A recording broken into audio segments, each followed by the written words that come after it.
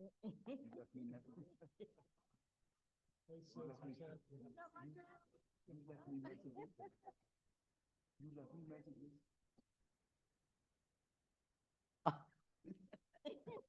I wasn't elected anymore. I thought I had to deal with this. Oh, I'm a parent. Did you call me? I didn't know what you were talking about. Okay. Okay. It's, Yes. okay.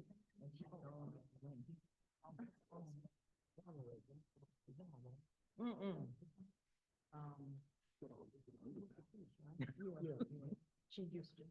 no. Good afternoon, and welcome to the ninth public hearing of the New York City Charter Revision Commission. I'm Hazel Dukes, Vice Chair of the Commission, and will be serving as your chair tonight. Our chair, Carlos Seguera, is joining us tonight by noon, Mr. Chairman. Forgive me. I would like to recognize the commissioners in attendance today. Kyle Bragg,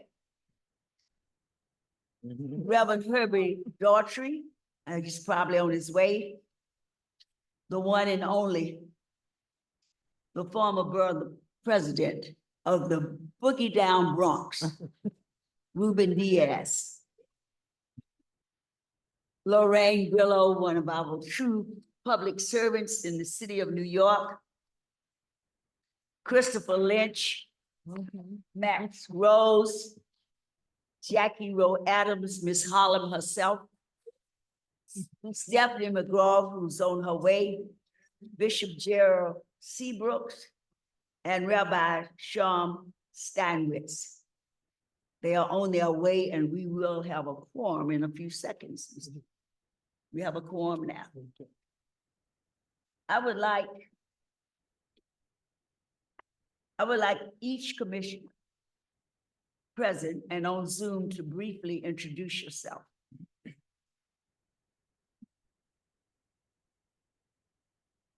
I'll start over. Sure. Sure.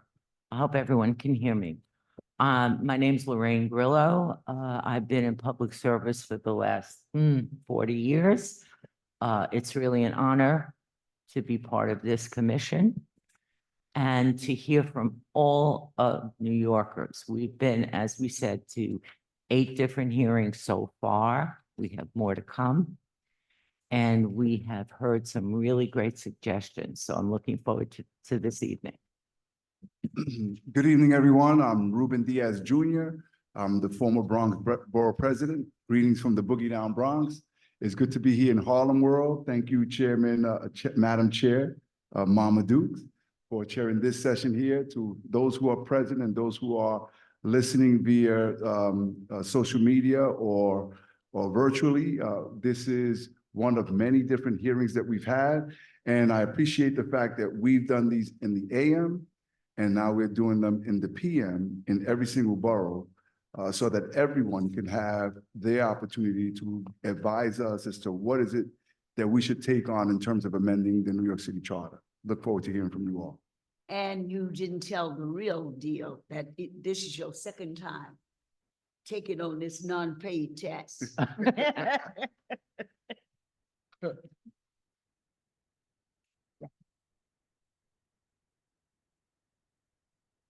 Good evening, Harlem.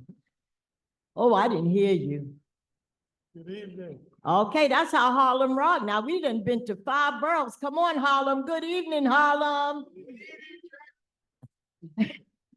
So let me just say, I am very, very proud of all of you for taking the time coming out because you feel and you know it is very important for everyone, citywide, community-wide, to know what's going on in their community. And I just want to thank Mayor Adams for making sure that he give our citizens, our community, and each borough a chance to hear what's going on in their community. And this is so important, these hearings. We want you to continue to spread the word that they are taking place, because that's the only way we're going to get something done, by raising our voices and letting our voices be heard. So once again, I'm glad to be a part of the commission, and I thank my colleagues, my other commissioners, for us just coming out and spending time to hear what you have to say. And I'm very proud of our chairperson tonight, Ms. Hazel Dukes. Thank you.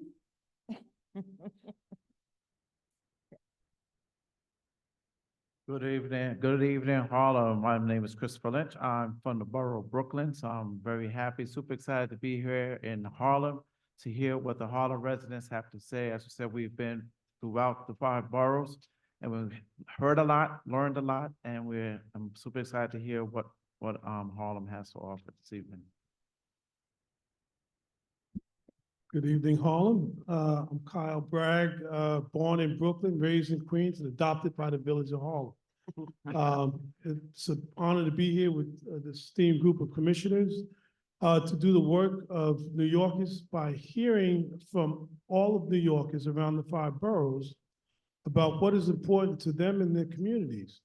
The city charter is our constitution, our bylaws, and we are giving the opportunity for New Yorkers to say, how does this charter work for all New Yorkers? And this is the opportunity for New Yorkers to express themselves and give their thoughts and their opinions about the revisions that need to be made to make sure that the charter works for all of New Yorkers in every borough. Thank you. Carl, for the people who have taken time to come out on this very beautiful, hot day, I'd like for them to know the kind of service that you've given, not only as president of 32BJ that protects our homes and our apartments, but I'd like for them to know that this is your 2nd or 3rd time serving. Second time. 2nd time. And when we tell you we've been to all 5 boroughs twice already, we read every night 3 and 10 and 11 pages of work that we have to do. So let's hear for Carl Bragg and Ruben Diaz, who have given their time for the city in many ways. Hey, everybody, Mr. Mac Rose from Staten Island. I'm Max Rose. I am a former member of Congress from Staten Island. It's wonderful to see you all. Look forward to learning from each and every one of you. Thank you for being here. Stephanie is in the house. Hi, good evening, everyone. I am so honored to be in the village, my village of Harlem, and where all of the amazing, Harlem just got flavor. And I'm excited to be here, and I'm honored, and I'd like to thank Mayor Eric Adams for creating this amazing commission. But I'm also here because we want to hear from you. You are the people, you are the city, you are the community. And we can't have any changes without hearing from your voices. So we want to be here to be the voice for the voiceless and to be able to make change that affects everyone as a whole for the betterment for this amazing, beautiful city. Thank you.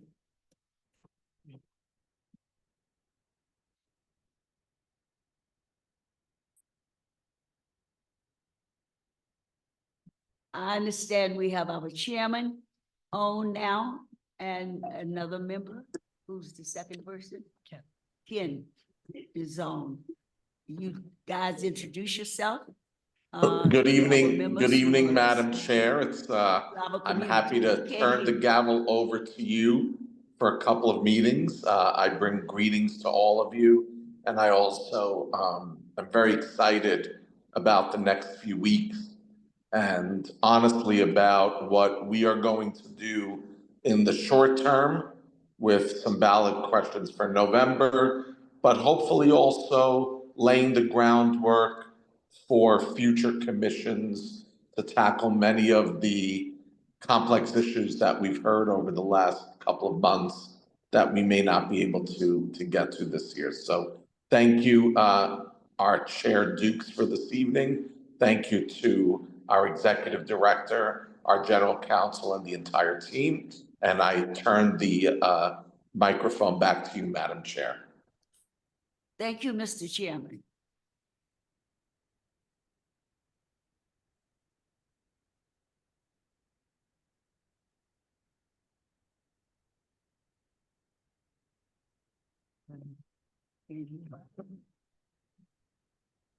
Can't hear you, Ken. I'm here. Can you hear me? Yes, now we can. Well, good evening, everyone. Good evening, Harlem. I'm honored to be here today to actively listen to the testimony of each of the speakers that have joined us on Zoom and also in person. I am eager to hear your concerns and issues and welcome any questions or thoughts that you may have, and would like to get this thing started. And without further ado, let's get it going. Thank you. Thank you, and I didn't do credit to our chairman who's away tonight, but he has served twice. This will be his second time serving on the charter revision. So you do have people on this charter revision that has served our city in so many different ways, and they care about what you have to say tonight and all the other boroughs. A quorum is present, and I make a motion to approve the minutes of the meetings of the Charter Revision Commission held on June 13th in Manhattan, June 17th in the Bronx, June 20th in Brooklyn, June 24th in Staten Island, June 26th in Queens, and June 27th in Brooklyn. Do I have a second? Second. All in favor? Aye. Opposed? Abstention?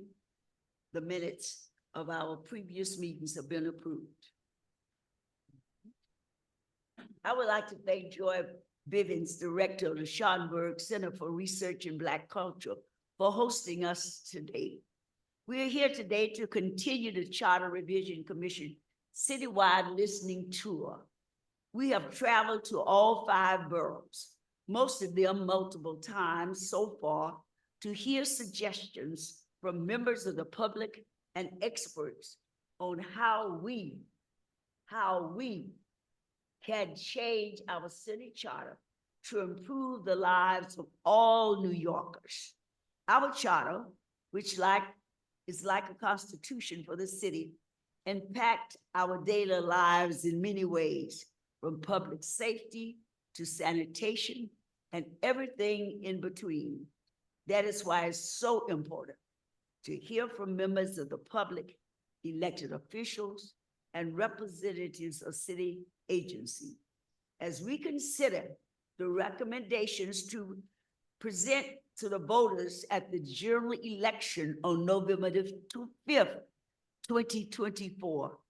I encourage everyone here who has not already done so to please look at the Commissioner Preliminary Report that included a summary of what we have heard over the last month and staff recommendations. Was that $85 in there? You just put that $85 in there for me too? Not yet.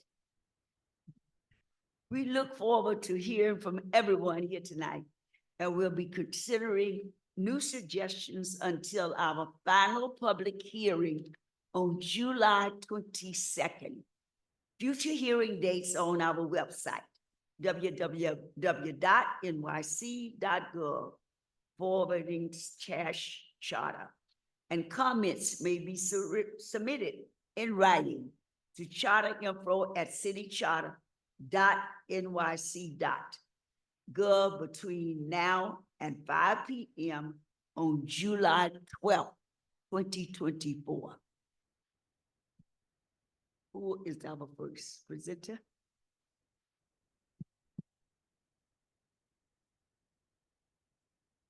Senator, my Senator, Coder Claire, the Honorable Senator of this district that you're sitting in tonight, a woman who not only as an elected official, but as a community activist and the lover of Harlem. Our senator. Thank you. I didn't expect to go first, but I'll go. Thank you so much. Thank you, everyone. Thank you, Commission, for bringing this important event to our community. I'm going to try to be as brief as I can. I am State Senator Cordell Clear, and I'm blessed to represent the 30th District, the communities of Harlem, East Harlem, what they call in West Harlem now, Morningside Heights, Hamilton Heights, and the Upper West Side. One of the key themes of the 2024 Charter Revision Commission is fiscal responsibility. And in this regard, my number one priority that I hear in my district and that of my constituents is to provide truly and permanent affordable housing in our district. Study after study has shown that the way we build affordable housing is not only inefficient, meaning it takes a long time and does not produce the housing units to meet the actual need and demand, but it is extraordinarily expensive and ultimately an ineffective use of government resources because the crisis persists. One of the greatest factors driving increased housing costs in my district right now in West Harlem, part of my district, is the acquisition of land by a large private university. And a recent report by the Venerable Community Service Society found that between 2010 and 2020, Community Board 9's Black population declined by 14%. Speak up a little, Senator, because we're recording. Okay. Get your loud voice on. Yeah. Okay. So, I don't know, where did I stop? Yeah, so one of the greatest factors driving increased housing costs in my district was an acquisition of land by a large private university. And a recent report by CSS found, the Community Service Society, that between 2010 and 2020, Community Board 9's Black population declined by 14% and its Hispanic population by 10%. In 2010, almost half of the households in Board 9's household incomes were below $50,000, and only 8% had incomes above $200,000. By 2021, the share of households with incomes below $50,000 has declined by 10%. And the share of households at the top with incomes above $200,000 has more than doubled to 19%.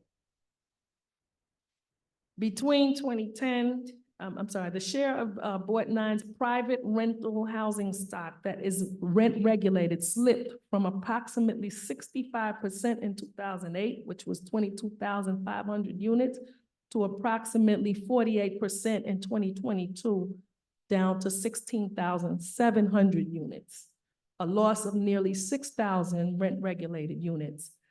The reason I'm going through all of that is because in this case, well, I have a bill, Senate Bill 90288, on a state level that says to stop these kinds of expansions, to stop what is going on in West Harlem. But I'm urging the Charter Revision Commission to adopt policies that restrict the open-ended acquisition of land by private universities, which has a direct nexus to increase rents, blackout migration, and decreased levels of affordable housing. I ask this body to take all necessary actions to stop the extreme rent increases and preserve our land for affordable housing development. Yes, and particularly landmarking and other tools that we should be using to preserve the affordable housing that we have. One of the things that we're doing as we struggle to create new ways to get affordability, we're also not looking at ways to preserve the affordable housing that we already have. So it doesn't make sense for us to create 1,000 new units and lose 500 new units. So that is what I'm asking for. And I did have one other comment I wanted to make. The other issue that comes to me a lot is that of Black-owned and Black and brown-owned businesses in our community. And there is a recommendation that I strongly support. It's recommendation 1, and it would provide for investigating measures to improve services provided to and promote the utilization of MWBEs, including studying the creation of a new agency dedicated to this purpose. I believe that a new agency with expanded powers is more than called for at this stage. One of the ways to increase stability, especially in the Black community, is to make sure that we are able to open businesses in our community. And I'm urging the city to create this, to promote it, especially in my district in Harlem, where we're doing poorly in terms of Black ownership and even Black contracts being awarded to Blacks in this district, and that shouldn't be the case. So I thank you for listening to me. Do you need anything else from me? Madam Chair, I have questions. Yeah, any questions from our commissioners first? Good evening, State Senator. Hey, Good to see you. how are you? Is there a specific part of the charter that you think that we should be looking at to address this? I A think chapter when, of the charter? I think when we deal with upzoning and when we are giving privileges when it comes to development, that we have to exchange for deep and plenty affordability. I don't think that these can be given out freely anymore because we are in a housing crisis at this point. And I think that's the part that I think should be changed. I'm looking forward to examining your testimony because you threw out a lot of numbers there. Yes. I really want to digest them. I'm- Do you have numbers as if this university expanded, correct? And that means that they're looking to expand on the student body. Do you have any numbers as to whether or not the student body that expanded, what the numbers of Black and brown students were in that expansion? There's a general, Black and brown expansion, but also Black and brown expansion from this community, right? Because this is the impacted community, right? So we can get Black and brown numbers, but no, they have not provided that in a way that that can be verified. I get zip codes. Okay, if they expanded their faculty, the staff, the support. Do you know if there was an expansion in that expansion? How many were Black and brown or from the community? I do not know that number. Do you know in terms of all the procurement that was used in that expansion? How much of it was MWBE from the local community, Black and brown on particular? So that's a part of the problem too, the reporting on that. Okay, we need that reporting to come to our community. I'm asking for that as well. Thank you, Senator. Thank you. Any other- You made an important point on affordable housing, permanent affordable housing, and I was wondering how, what you're thinking is how the calculus of AMIs play in that role, particularly as the income levels are shifting in this community. How do we deal with the AMIs to make sure that affordable housing that's built is affordable? Right, so, no, thank you for that question. Number one, of course, we have to address the federal AMI, but we also have to create neighborhood AMIs, okay? AMIs that are relative to the neighborhoods that we're building in. Across the state, the average income for Blacks across the state is $53,000 a year. In the 5 boroughs, it's even less than that, somewhere around $45,000 a year. If we have rents that are costing people $3,000 a month, what is that? $36,000 a year. We're not even in the running. We're not even in, the New York Times reported the outmigration of Blacks from New York State, not just New York City. 200,000 Blacks left. And that number has increased since that report was originally made. This is something that we have to look at. We have to build housing for workforce and for people that live in New York City and in these neighborhoods. Otherwise, we are building our own displacement. Thank you, Senator. Thank you. Thank you. Madam Chair, I'm sorry, just for purposes, forgive me all, but for purpose, because we want to educate. We said we want to educate, Yes. and I'm not taking any positions here, even though I have my own personal opinion and positions. But for those that are listening, AMI is the area median income. Thank And when the senator speaks about addressing this at the federal level, those that are listening or those who would read the minutes later on this hearing should understand that the federal dictates what that means. And for purposes of New York City, the area that they take into consideration with all of the incomes are like White Plains, like Westchester, New York, and Long Island. And so that's how they take into consideration what the area medium income is. And so we don't know, many people will take umbrage or will question as to whether or not somebody's income should be taken into the same consideration from the Bronx or from Harlem as someone from Scarsdale. Yes, hello. Yes, but, well, that's a whole debate. I just want to educate whoever's listening. Right, thank you for raising that. Exactly. It is the area median income, and it's a false and skewed one. And it's one that should be fixed on a federal level, and I want everybody, please encourage our federal officials to help do that. And I believe that Congresswoman Clark has a bill, and we got to support that. And, elections are coming up. Let's make sure we're doing that too. But we as New York City and the state, we need to look at a neighborhood median income. Because those numbers that I talked about earlier, they're even lower in certain communities when you talk about the Black community in Harlem, what the median income is. And we do have to look at the racial impact of much of what is going on in our communities. Thank you. I have a question. Thank you, Senator Cordell.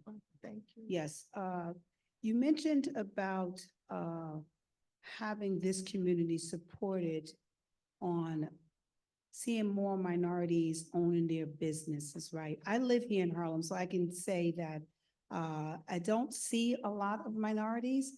So as commissioners, how can we support this effort to get more minority-owned businesses in here? Or what kind of training programs, or what do they need to get themselves prepared? Do they need to learn how to access getting loans or what? Because it's concern.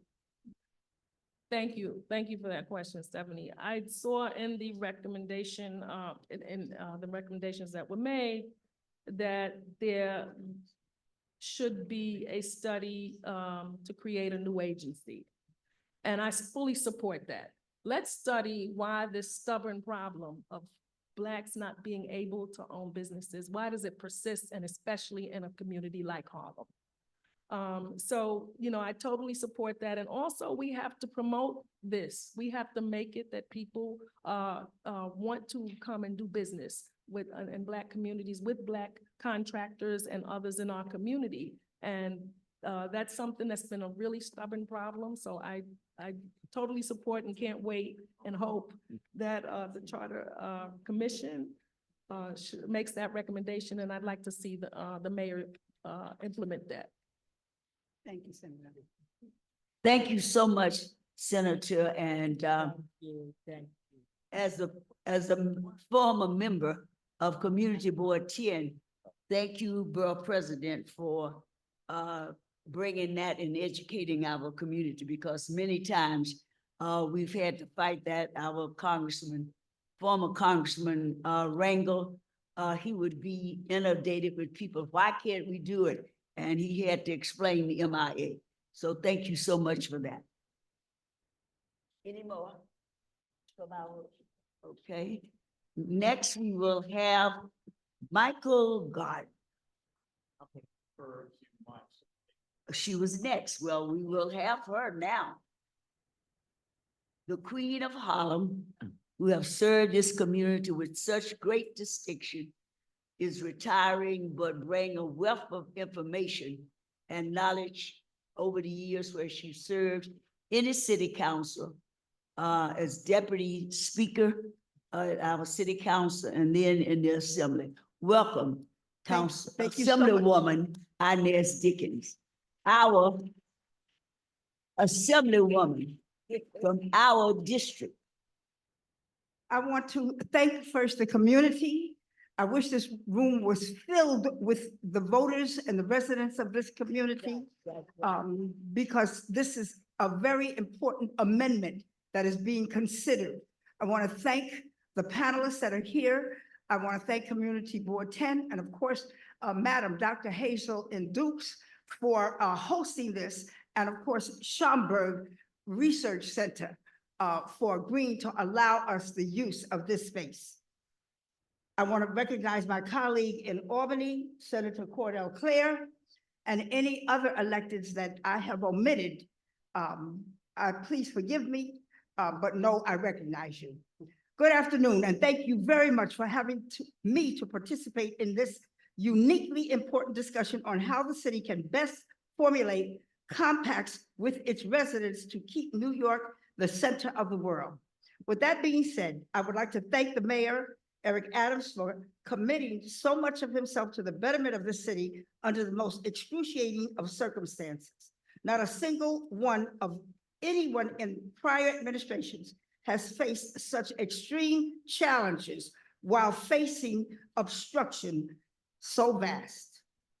With so many burdens being placed upon his shoulders when he took the oath of office, his tasks were made more weightier with the arrival of more than 2,000 migrants, asylum seekers, and virtually no aid from the federal government.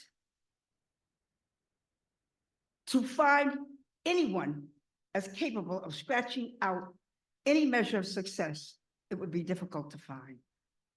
The mayor understands that if the city is to rebound from such difficulties, we need our businesses to grow, particularly our MWBEs. If the case, if many of you have not heard, I am an MWBE and an elected that represented the village of Harlem. What I feel is fortunately in my favor as an MWBE and a public servant is that I understand the difference between the political rhetoric and an actual record of accomplishment. I can tell who is spinning a web of bamboozlement and who is constructing a format to benefit people for the future. I recognize the falsehoods, innuendos, partial information being regurgitated in a report about the lackluster performance of MWBE contracting with the city of New York. New York City's comptroller's report is of only 30% of New York City contracts, the 30% that generates the least amount of revenue to the city of New York. Hence, this report covers the least amount of contracts that could actually be generated to MWBEs and others. Let me explain for a moment. The city has what is known as mayoral agencies, which the mayor oversees, and non-mayoral agencies, which the comptroller oversees. In order for this report to be written, it is only inclusive of those agencies in which the comptroller's office oversees, and that is a mere 30% of city operations. The mayor controls 70%. This means that the office of the comptroller can only report on 30% of New York City's total contracts. The mayoral agencies include the School Construction Authority, New York City Housing Authority, Department of Education, Health and Hospitals Corporation, and the Economic Development Corp. These are the 5 largest agencies and economic drivers in the city of New York. So let me tell you what Mayor Adams has done to increase MWBEs and MBEs, and there is a difference. The mayor is pushing for a charter revision that would create an agency entirely dedicated to MWBEs and MBEs. Its duties would be all-encompassing of what is his administration has already undertaken, and tried to administer.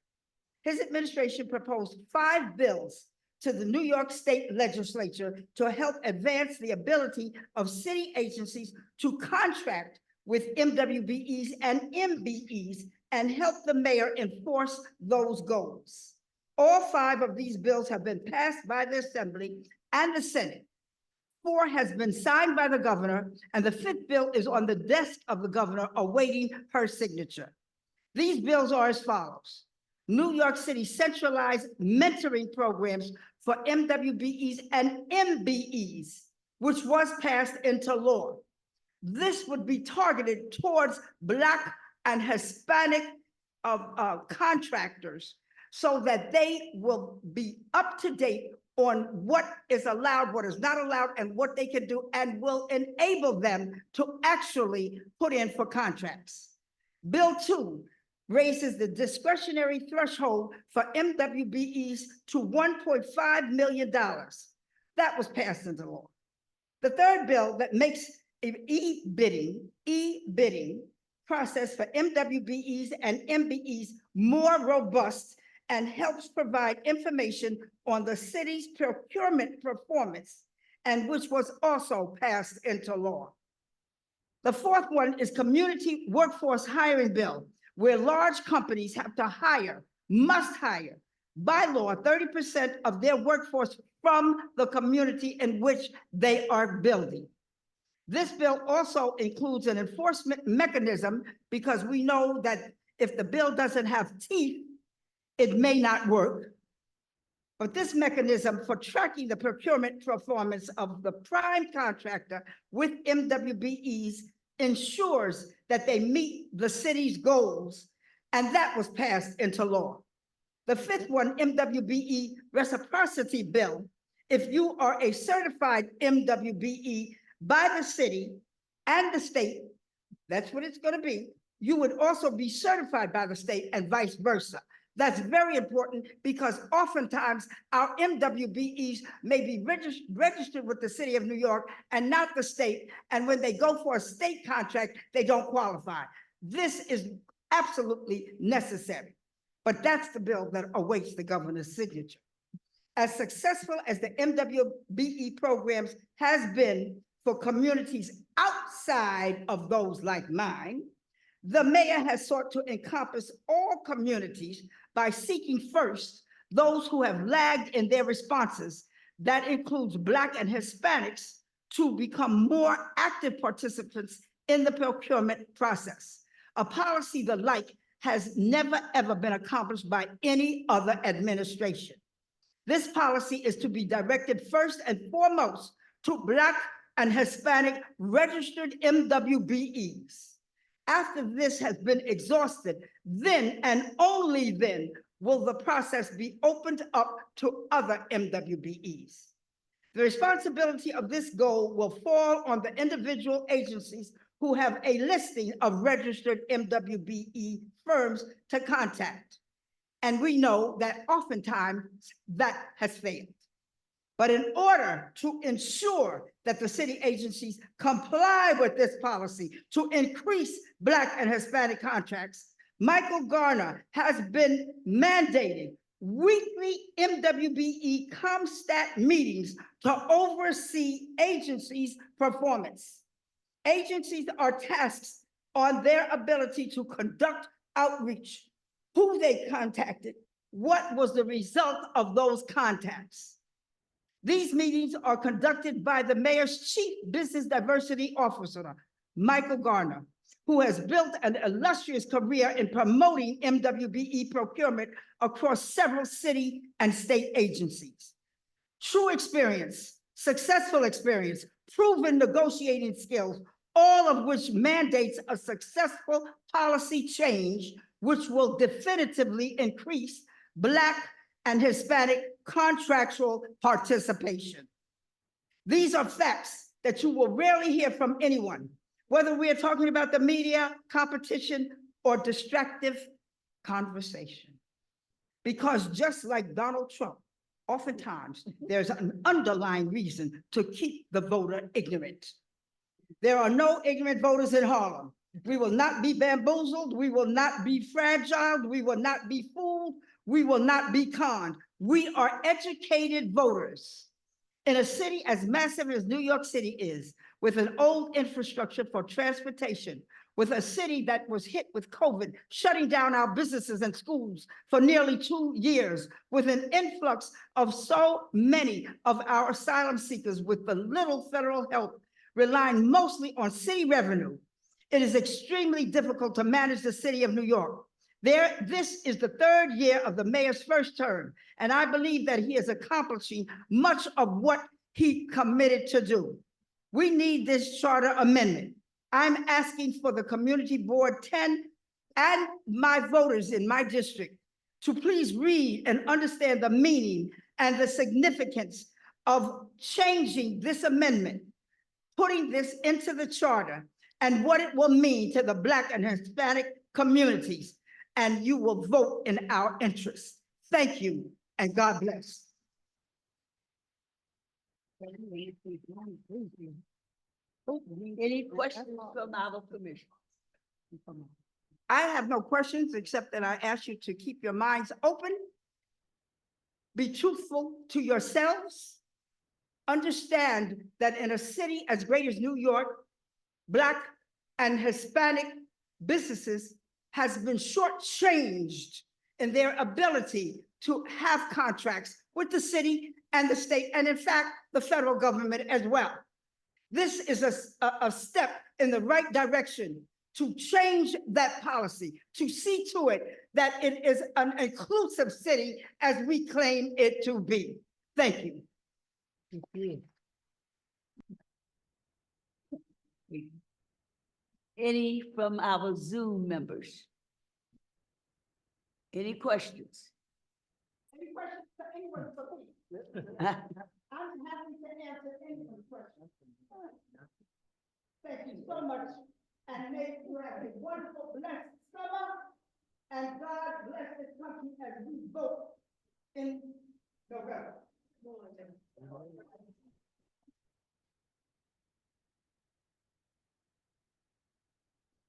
As our former borough president said, this meeting is about to educate our communities. I know that you didn't know many of the things that were said today as you come and complain to your elected officials that you're not getting contracts, you don't know what to do. This was a lesson of education. Thank you, Assemblywoman Inez Dickens. Thank you, our State Senator Cordell Claire. Thank both of you. Do we have any, is Al Taylor in the house? Okay. We have Jordan Wright here. Oh, my. Jordan Wright here. We've got Assemblyman-elect. Yes. Thank you so much. Thank you so much to the commission. Thank you, thank you. Thank you, members of the commission, for the invitation, for doing this here in the village of Harlem. It's really important. It's really key. And I think that the city's in great hands, you know, with the people that just did. So thank you once again. My name is Jordan J.G. Wright, and I recently won the Democratic primary to represent the 70th Assembly District here in Harlem. As a Democratic nominee, I look forward to fighting for my community's vote in November, but that's not why we're here today.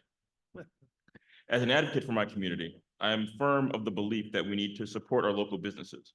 For this community in particular, we need stronger protection for MWBEs and affirmative action programs, which are under attack at the federal level.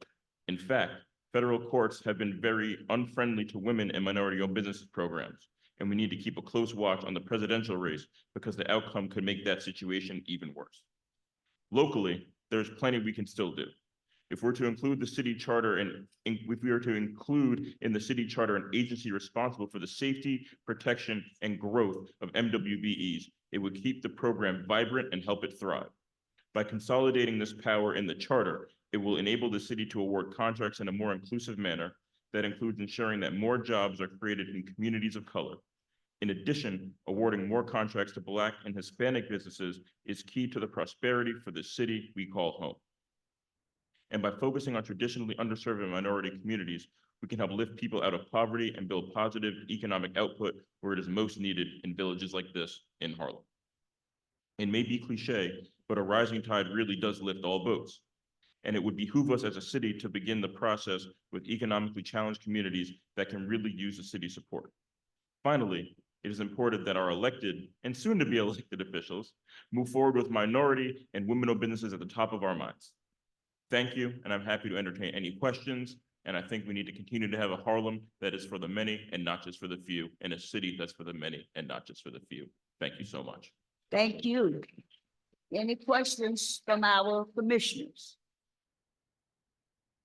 Those of you on Zoom? No, thank you so much, Assemblyman-elect. I don't have any questions. I just have a comment. Okay. I just want to say, as one of the commission and everything that's happening here in our communities, in our city, I just want to thank you for being here along with so many others. And when we talk about, and I'm gonna get it right, Hazel, when we talk about MWBEs, I am so glad you right on it. And as the Assemblyman-elect, I'm sure you're gonna be working very closely with Michael Gardner. So I just want to thank you and say congratulations to you again. Thank you so much, Ms. Jackie. Thank you so much to the whole commission up here. Like I said, I know the city's in great hands with you all right in front of me. So thank you so much. Keep on doing the good work. Thank you.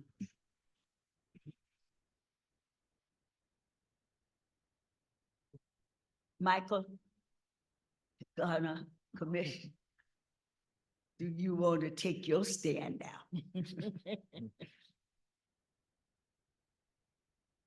Yes, good evening, and you was trying to do me a favor by allowing me to speak first, but it's going to be a hard charge going after Assembly Lady Inez Dickens and Jordan Wright and Senator Clear, but I'm here and I'm happy to be home. This is my third testimony. We were in Long Island City a couple of weeks ago. We were in Brooklyn last week, and now we're in the village of Harlem. And let me just say that the important topic of creating a MWBE agency is long overdue. There's been a lot of mayors who have talked about MWBE, but very few, if any, had put their muscle and their resources behind what they're doing. And as I previously indicated, everything that candidate Eric Adams has said that he was going to do with regards to MWBE, he has done and even more. I would say that Inez E. Dickens, Assembly Lady Dickens, indicated that the mayor was successful in going to Albany and getting all of his MWBE bills passed during one session. And now those bills are being transformed into New York State laws and MWBE programming. And we know that access to contracting equals job creation in community of colors who have historically been shut out. It equals home ownership opportunity for those respective business owners and better educational opportunities and healthcare options for their respective families.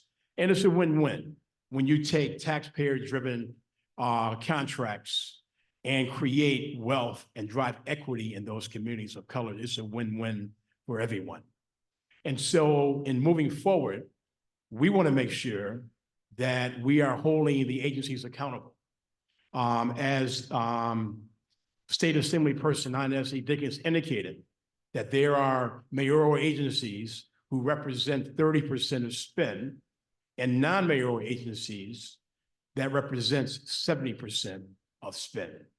However, the mayor has the ability to appoint the leadership and board members of these non-mayoral agencies. And for the first time, the mayor is holding them accountable for their MWB reporting and alignment with his vision of complying with his 30% MWBE goals. And so his mandate is simple. By the year 2026, awarding not less than $25 billion to New York City certified MWBE firms. And by the year 2030, that number increased to 60 billion. And if last year was any indication of the success that Mayor Adams has had, we awarded $6.3 billion to minority women-owned firms last year, $6.3 billion. There is no other government entity in this nation or private sector corporation or company that has awarded $6.3 billion. Are we satisfied? No, we're not, because we need to do a more effective and better job of eradicating what we call the disparity within the disparity.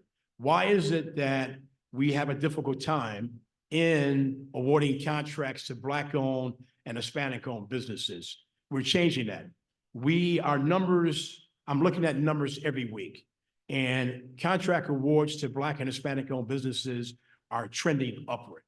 And let me say that the mayor often says that he wants the city of New York to use information technology in order to drive operating efficiencies. And so the mayor has taken $5.8 million and invested it into a new information technology platform called B2G, which allows the city of New York, from a centralized perspective now, of not only monitoring how each agency is doing with regard to awarding contracts to M&WB firms, but also looking at the payments. It is one thing to track awards, but it's a different thing to track payments. And the state employed this technology 5 years ago under former Governor Andrew Cuomo, and it has worked successfully. And now Mayor Adams has invested, once again, $5.8 million invested in this technology. And now we're going to have the ability to monitor contracts, to ensure that our third-party contractors and consultants are complying with their 30% goals. And so the mayor, once again, has done everything that he said he was going to do with regard to the MWB program.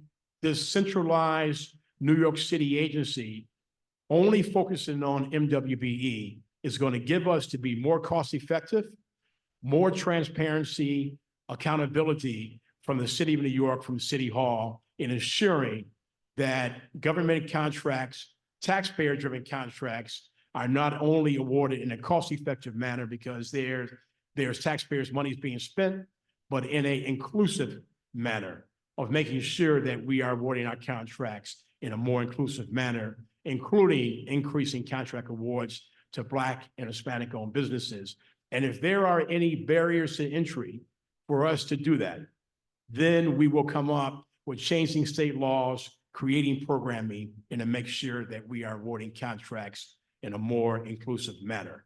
And so we need your support in the creation of a New York City agency with a mission of focusing on awarding contracts in a more cost-effective but more inclusive manner, holding agencies accountable for achieving or exceeding Mayor Adams' 30% MWBE goals. And finally, we need to make sure that the city of New York is awarding their contracts in a more inclusive manner within the Black and Hispanic business communities. Thank you. Any questions from our commissioners? Well, I have a question in regards to one of our presenters before had mentioned about eBid. So with this information technology project bringing on board, will that help to boost up eBid for the contracts, or was that in the plans to include that? It's aligned with the mayor's, once again, use of information technology and driving operating efficiencies. We're one of the last entities in this region that do not have the ability to award contracts via information technology. Everything is being done manually.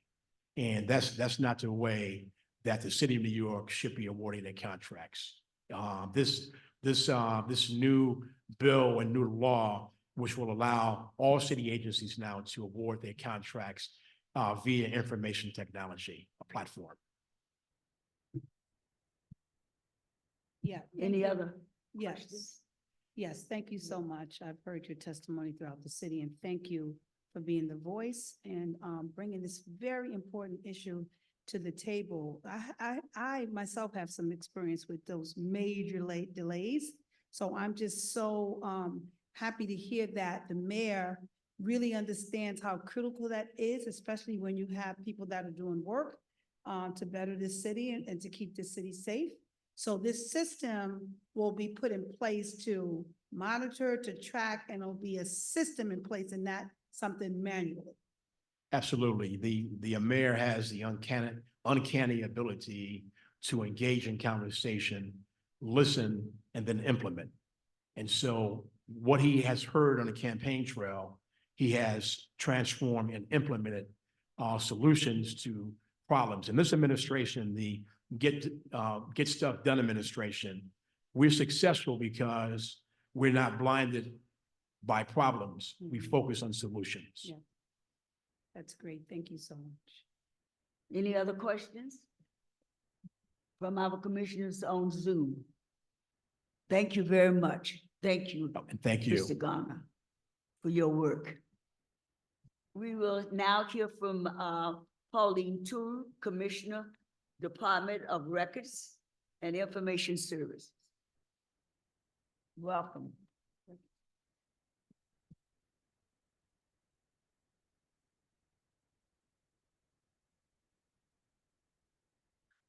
Good afternoon, Commissioners. Thank you for the opportunity to testify today at this public hearing on possible amendments to the New York City Charter. I've submitted written testimony, but in the interest of time, I'm going to summarize our views on the proposal to combine two advisory boards that was included in the preliminary staff report to the Commission, and want to provide you with a little bit of background. Now, this is going to seem somewhat obscure compared to the hefty issues you've just been hearing about affordable housing, an MWBE program that extends opportunity. But for us in a little tiny city agency, this is going to make a big difference. The Department of Records and Information Services, known as DORS, is responsible for three key governmental functions: establishing and enforcing records practices and policies, providing access to New York City government information, and preserving the historical records of city government. We do this through our three divisions: the Municipal Library, Municipal Archives, and Municipal Records Management, with essential support from Information Technology, External Affairs, and Administration units. The agency's mission is to foster civic life by preserving and providing access to the historical and contemporary records of city government, to ensure the city records are properly maintained following professional archival and record management practices, and to make our materials available to diverse communities. In fact, we had a conference here on 1936 report on conditions in Harlem a couple of years ago that was really quite wonderful and points us in some good directions. In the modernization section of the preliminary report, Charter Commission staff included a proposal made by Doris to combine our two existing advisory boards into a smaller board that would handle the existing duties. One advisory board, the Archival Reference and Research Advisory Board, was established in 1977 when the agency was created. At that time, the board played an active role in shaping the new agency and met almost monthly. Now, 47 years later, the board largely serves as a sounding board around the agency's outreach initiatives. The second board, the Archival Review Board, was established in 2003 after former Mayor Rudy Giuliani removed the mayoral records from the city's control to have them processed by outside consultants. That same local law that established the board also created procedures that must be followed if an outside entity is contracted to process historical city records. The outsourcing can only occur if the commissioner certifies its necessity under extraordinary circumstances. The members of both boards have volunteered their time to suggest improvements, review the agency's collection processing plans, and report on activities from the municipal archives and our external affairs divisions. They are creative, thoughtful people, and we very much appreciate their insight. After reviewing the existing charter mandates, the members of both boards have recommended consolidation. The joint proposal is appended to my written testimony. Creating a combined 9-person board with the mandate to advise the commissioner and evaluate the management of both archival and library collections will improve efficiency for the agency. If you had any questions, I would be happy to answer them. Any questions from the commission? Hi, good evening. Hi. Can you just clarify about the process of outsourcing the documents and outsourcing the archiving of the documents for me, please? So in 2001, when Mayor Giuliani's terms ended, he decided that it would be a good idea to take all of the city's historical records and have them processed by a private entity that would be responsive to people he appointed. This created a bit of an uproar, as you could imagine, and there were restrictions placed on that work so that it ended up being conducted by an outside entity, but under the direction of the department with a lot of oversight. And the Archival Review Board, which is made up of 4 people and the commissioner, so 5 people, has the authority to review any outside processing of collections if that were to happen again.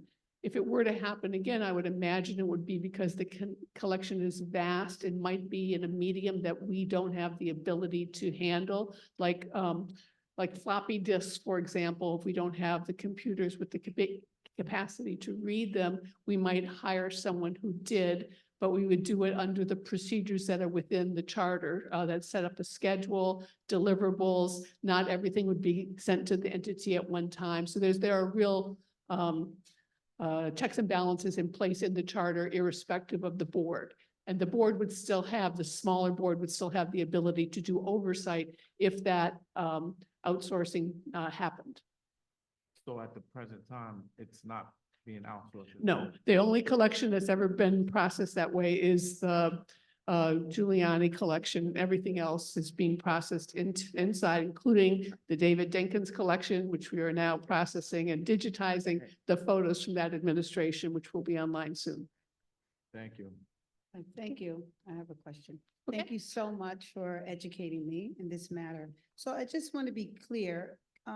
So where are the original records? Do they still exist or they have been destroyed? Because that would be very helpful. And if they were, how do we some kind of way retrieve information and records that may be very vital to the city at some point? Thank you for asking that question. They're not destroyed. We have original documents dating to the colonial period, so 1636, I think, is our earliest document, and they go through the prior administration. And we periodically take in certain kinds of records from the current administration, but most aren't transferred into the end of the administration. And if you were referring specifically to the Giuliani records, they all were returned to the agency, and we have those. Okay, thank you. Madam Chair, has this been addressed legislatively? If not, I mean, has it been addressed legislatively? Is this your last, have you exhausted all your, all your options? This is part of the charter, and it would be a modernization for us, certainly an efficiency move for us. Mhm. We do have a draft local law that hasn't been introduced. That could happen, but we think this gives us the opportunity to get it done when you advance your proposals to modernize city government. Fair enough. Thank you. Thank you. Thank you. Any questions from our commissioners on Zoom? Thank you so much. Thank you.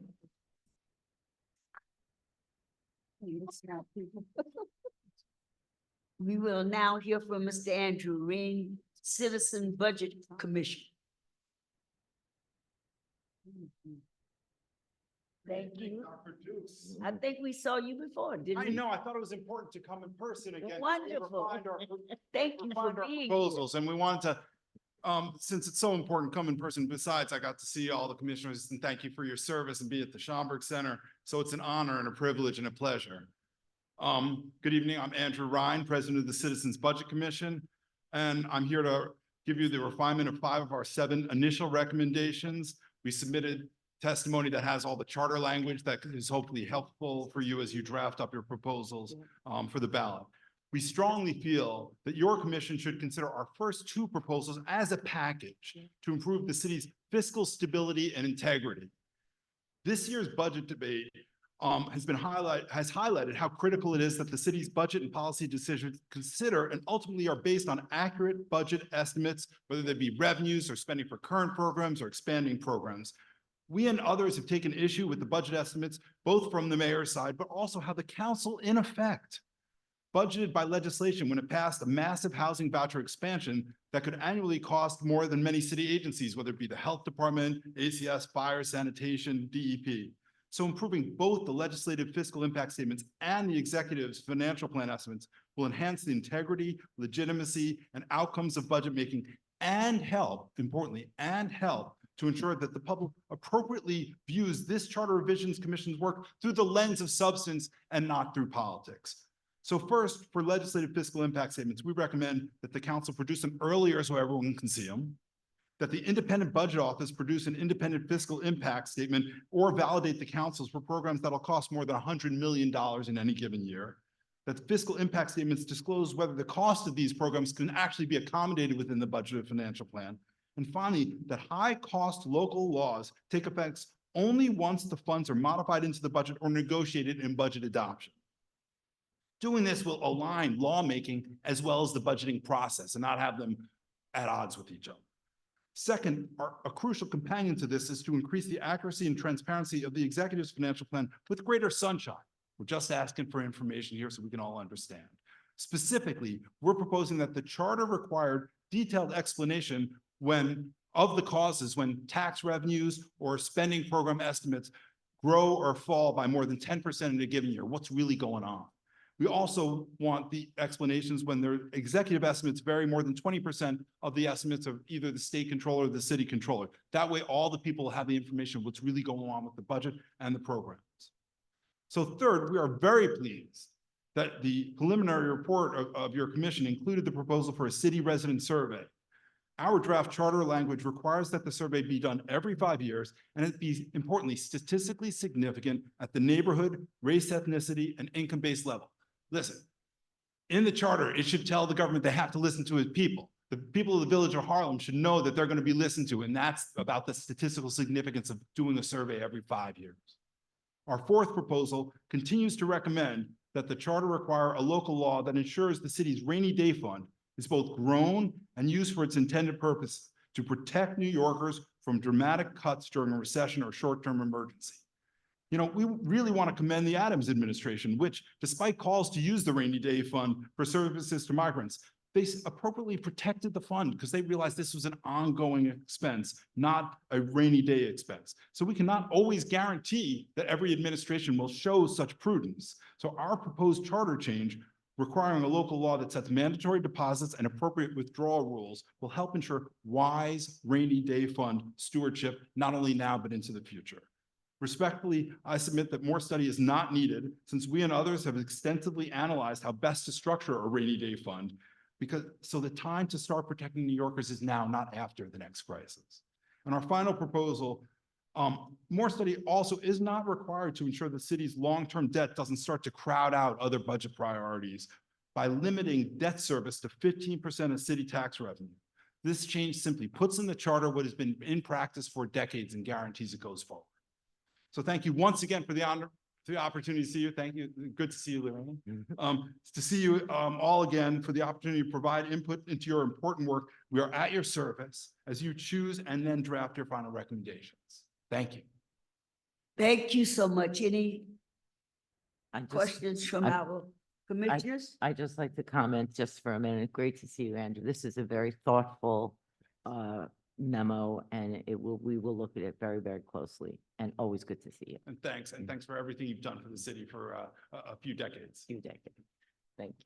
I want to thank you for coming to Harlem, to Schomburg, as you said, the And mecca of Alexis the Hughes world. Auditorium, I noticed it was up there, so I was so glad. I And just for wanted to you mention- for you to come and give this information, as Assemblywoman Inez Dickens said, this is education for our community. They don't get a chance to hear this kind from people who are experts that do this work. So thank you so much. At your service and to the service of all New Yorkers. You mind if I just ask Yes. one thing? Hey, nice to see you. Congressman. I guess I have a little bit more of a philosophical question for you, which is, all right, if we adopt all of this, is it just going to become impossible to govern in this city in the sense that, you know, it's just control after control after control, and eventually, isn't that what elections are for, right? Like if we elect fiscally irresponsible people, don't then we kick them out of office? Like We will never be able to regulate, and if you try to regulate good culture of government, you're going to fail and people will try to get around it. So I think it's a very important point. We've definitely focused in our recommendations of doing it kind of targeted and parsimoniously so that we can provide more information, get it earlier in people's hands, whether it be lawmakers or the public's hands, so they can use it without gumming up the works. So saying the fiscal impact statements that will be done anyway come earlier is not gumming it up. It's actually allowing it to be used. And when we say that a new law can only be only be implemented once it's budgeted and appropriated, we have $100 million threshold. That's very rarely hit. But if you can't be budgeting for legislation. So we've really sliced that very targeted to make sure we're only doing the biggest legislation. I think, frankly, a resident survey every 5 years would only help city government be more responsive to its people, not gum up the works. So we've really tried to have that kind of look into making sure that every requirement is targeted to have a benefit and be as least intrusive as possible. I wish I can hang out with you for the, because, and I'm sure that we can have offline conversation. Thank you for this. Do I get to come up to the Bronx? If you want to. I'm there. You're always welcome to come to the Boogie Down Bronx. So what I'm trying to, if you have these, if these surveys every 5 years, and you figure after something was voted on and adopted and implemented and is over $100 million to the, the taxpayers of the city of New York, say the survey in the 5th year shows that it's just ineffective. Who's the arbiter there, and what happens then? So what the survey does, so the city did a survey in 2008. CBC did one in 2017, and we just did one in 2023, and I'll send you a link to it. What the survey does is allow government to be responsive and to really be, when you do it right, find out what people are thinking in different parts of the city about different services they're having. Then, People of tell course, the us all government's the job is to time be what they're responsive. thinking. What? People tell us all the time, tell government all the time where they think government is spending too much money, Well, right? I guess when only 10% of New Yorkers think government is spending their money wisely. It used to be 20%, which wasn't very high, but it went in half. Here's the challenge, which is, listen, New Yorkers will all tell you how they feel. You can stop on any street corner, you can turn at the person next to you in a restaurant, whatever it is, on the subway, whatever. New Yorkers are always willing to talk. But you don't necessarily get a representative sample so you can hear from everyone. And you don't necessarily know how different groups in different parts of the cities or different income levels are feeling about a service, education, public safety. People's impression of public safety, satisfaction of their neighborhood, that went from 50% down to, I think it was safety in the neighborhood was 37%. But it was no more than 20% in almost any part of the southern and central Bronx.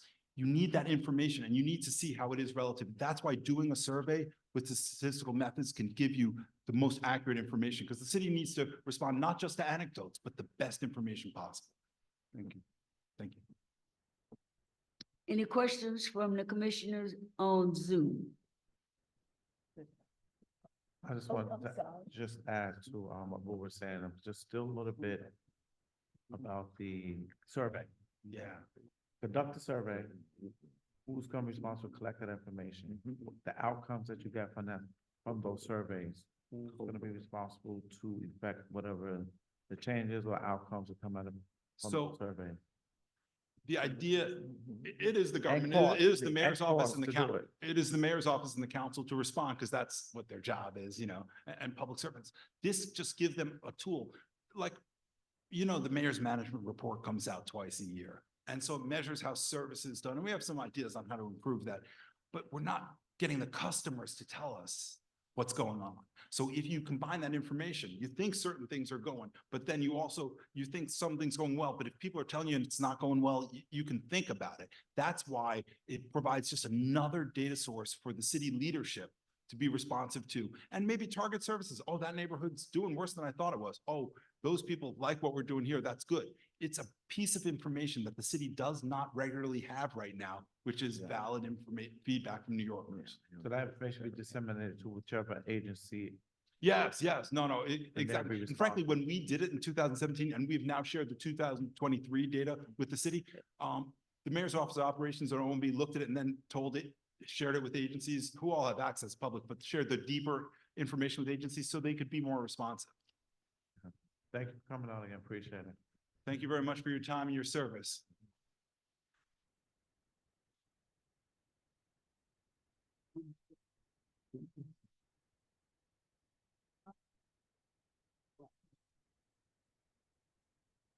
Aubrey, excuse me for the pronunciation of your name. Are you here? You're with the Citizen Union. I think we met you before. Yes, my name's Thank you for Amory. coming to Harlem. Thank you for having me. Schomburg. I'm excited to Yes. be here. Members of the 2024 Charter Revision Commission, my name is Amory Dujardin, and I'm the Policy Manager at Citizens Union. Thank you for providing us with the opportunity to testify today. We appreciated your preliminary report and took some time to study your suggestions. Citizens Union opposes the proposal to add new requirements for public input in the New York City Council before approval of any bill related to public safety, including more time and at least one extra public hearing. First, we do not believe the proposal is necessary. Citizens Union conducted an analysis of all local laws passed by the City Council in the last decade to assess whether there is any difference between the timelines of hearings and legislative processes for bills passing through public safety related council committees and other committees, which could justify creating separate rules for that subject matter. Our analysis of over 1,700 local laws reveals that public safety legislation receives similar public input opportunities as other laws on other issues. No major differences were found in the time it takes for a public safety bill to receive a public hearing, the time it takes to be approved by a committee, or the overall time it takes from introduction to council approval. Public safety bills are passed under the same timeframes as other bills. In fact, public safety bills often receive more time for public input. On average, public safety bills took 292 days from introduction to council approval compared to 280 days for other bills. 63% of local laws passed by the Committee on Public Safety waited more than 3 months between public hearings and approval, compared to only 52% of local laws passed in other committees. Put simply, public safety legislation is not at a disadvantage compared with other issues when it comes to the time given for public input. Second, public safety is difficult to define, and any charter requirement that applies to legislation pertaining to public safety could spur ongoing litigation on what qualifies as public safety, further complicating the legislative act. Third, lawmaking in all policy matters of citywide importance requires working with city agencies, experts, labor unions, and impacted communities. So any improvements in public input opportunities should apply to all legislative matters. Public safety should not be singled out of other citywide policy matters such as education, transportation, or the environment. Citizens Union has been a strong advocate for greater public input and transparency in the legislative process and recommended reforms to the City Council rules to advance those goals before every new term. For example, we have urged the council to extend public notice of committee meetings to at least 7 days before the meeting date instead of the current 72 hours, making bill aging transparent and revamping the email notification system. To the extent that such general improvements are needed, they should be made by changing the rules of the City Council, which allows more flexibility rather than enshrined in the city's constitution. In regards to amending the charter requirements on fiscal impact assessments, Citizens Union does not support the proposal to amend the city charter to require fiscal impact assessments to be produced earlier in the legislative process and involve additional agencies.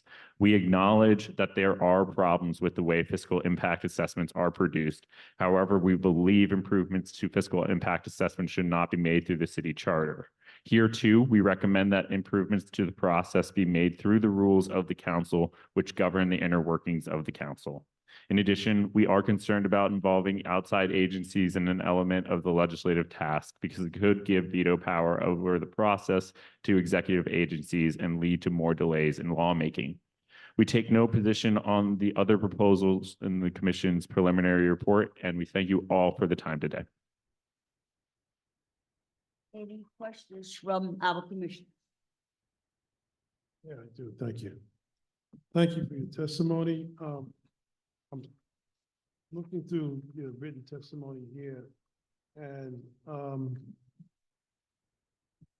it states that there was, maybe I'm qualifying this wrong, ample public input on some of the legislation that the council had put forward. Is that accurate? Yes, that is So accurate.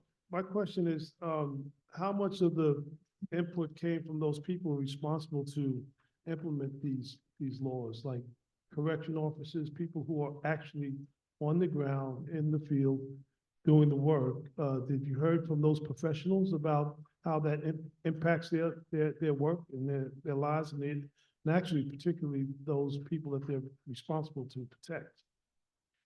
Sure, absolutely. So our comment on the process of the charter so far, this charter revision commission process has been that it is being a little bit too rushed to fully examine the charter, and we therefore didn't have the time to look into that. We, for example, not for example, just as a reminder, looked at over 1,700 bills that were enacted over a 10-year period. So if we were given more time to really dive in which case I imagine that would be a very lengthy process that would take years to figure out how many people testified at those hearings, we could maybe look into that, but we don't have that time frame right now. Okay, the reason I asked is because I believe that we were in Staten, we were in Brooklyn, and we had heard testimony from some of the unions who said they were not included in some of those hearings and their voices were not heard. And so I'm asking you if there was any effort to include them in these hearings as you would talk, as they've been ready to produce this new legislation that's already out, passed by the council. Of course, again, we would be really interested in that information as well, but we don't have the time to dive into it, and we are surely open to other people diving into that type of research as well. Okay, thank you. Again, my only concern is that the general public might not have the same both experience or knowledge about the impact as these professionals, and I think their voice is vital. And so I would just say that we cannot skip that process. We're surely advocating not to skip those voices either.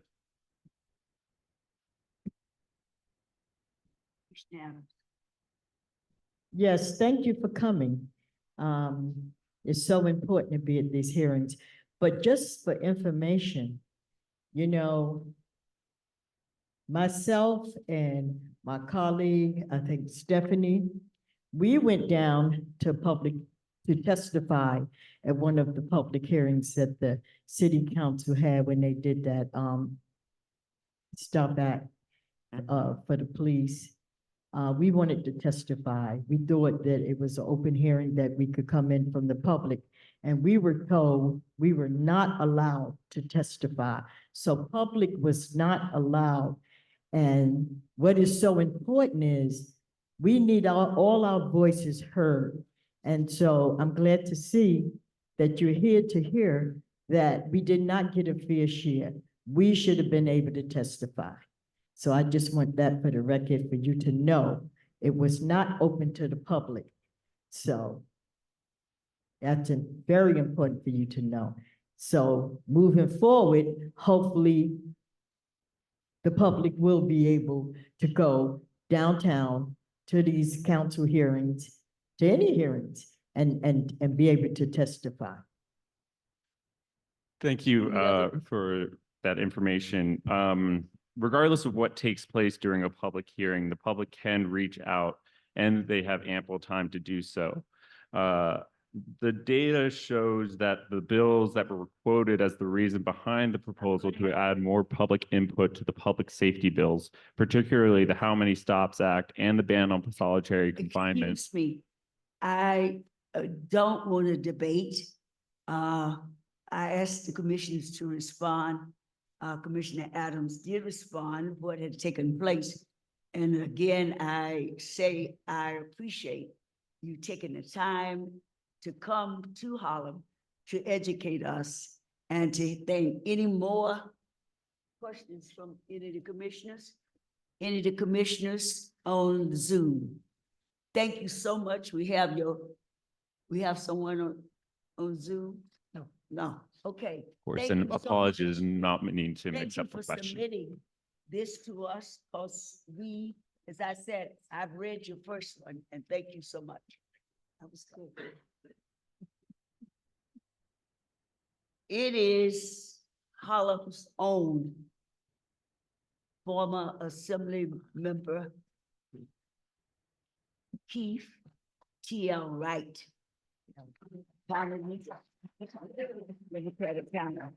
Would you come forth, Mr. Wright? Take your time, take your time. No, don't take his time.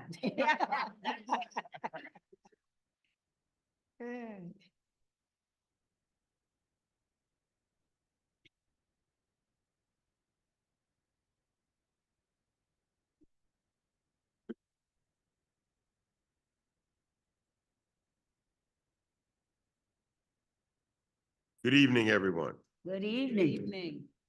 I would venture to say, I know that the Assembly person-elect testified earlier, so this might be the only father and son tandem to testify before the esteemed Charter Revision Commission ever.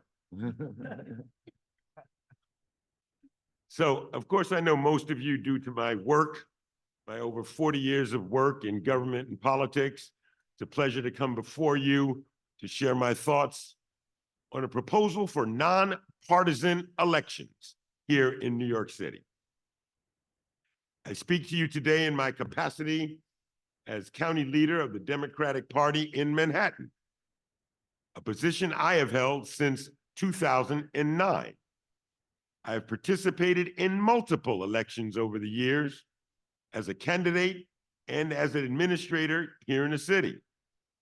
As someone who understands the process well, I would argue that the current system should remain intact. While imperfections certainly exist, there is room for improvement. It is my firm belief that nonpartisan elections are not the answer. Political parties help organize the electorate around a shared set of values. Individuals trust the party they identify with to produce candidates that will protect their interests once in office. Many ordinary New Yorkers don't follow politics with the same fervor as those of us on the inside. They look to their party leadership to help them make informed choices. That gives voters who may be reluctant to participate in an upcoming election due to unfamiliarity a North Star when it comes to cast their ballot. Voters trust the party they identify with to vet candidates on their behalf. In addition, nonpartisan elections raise concerns about an overcrowded field, drowning out the voices of the most qualified candidates to serve. For example, it is my strong belief that nonpartisan elections would increase the viability of candidates with wealth and fame. And that may not be the interest of the voters. And while low voter turnout has been a consistent problem here in the city, I do not believe nonpartisan elections will improve participation. If anything, it will encourage candidates to run, which will result in discouraging voters who feel overwhelmed with trying to differentiate what the different candidates stand for. In short, political parties make sense. In short, political parties help voters make sense of the laws and policies people live by. They trust the party they vote for will choose candidates who set the right tone for them. Without political parties, we risk having too many individuals running for office with too many competing agendas. That would end up discouraging voter participation rather than enhancing it.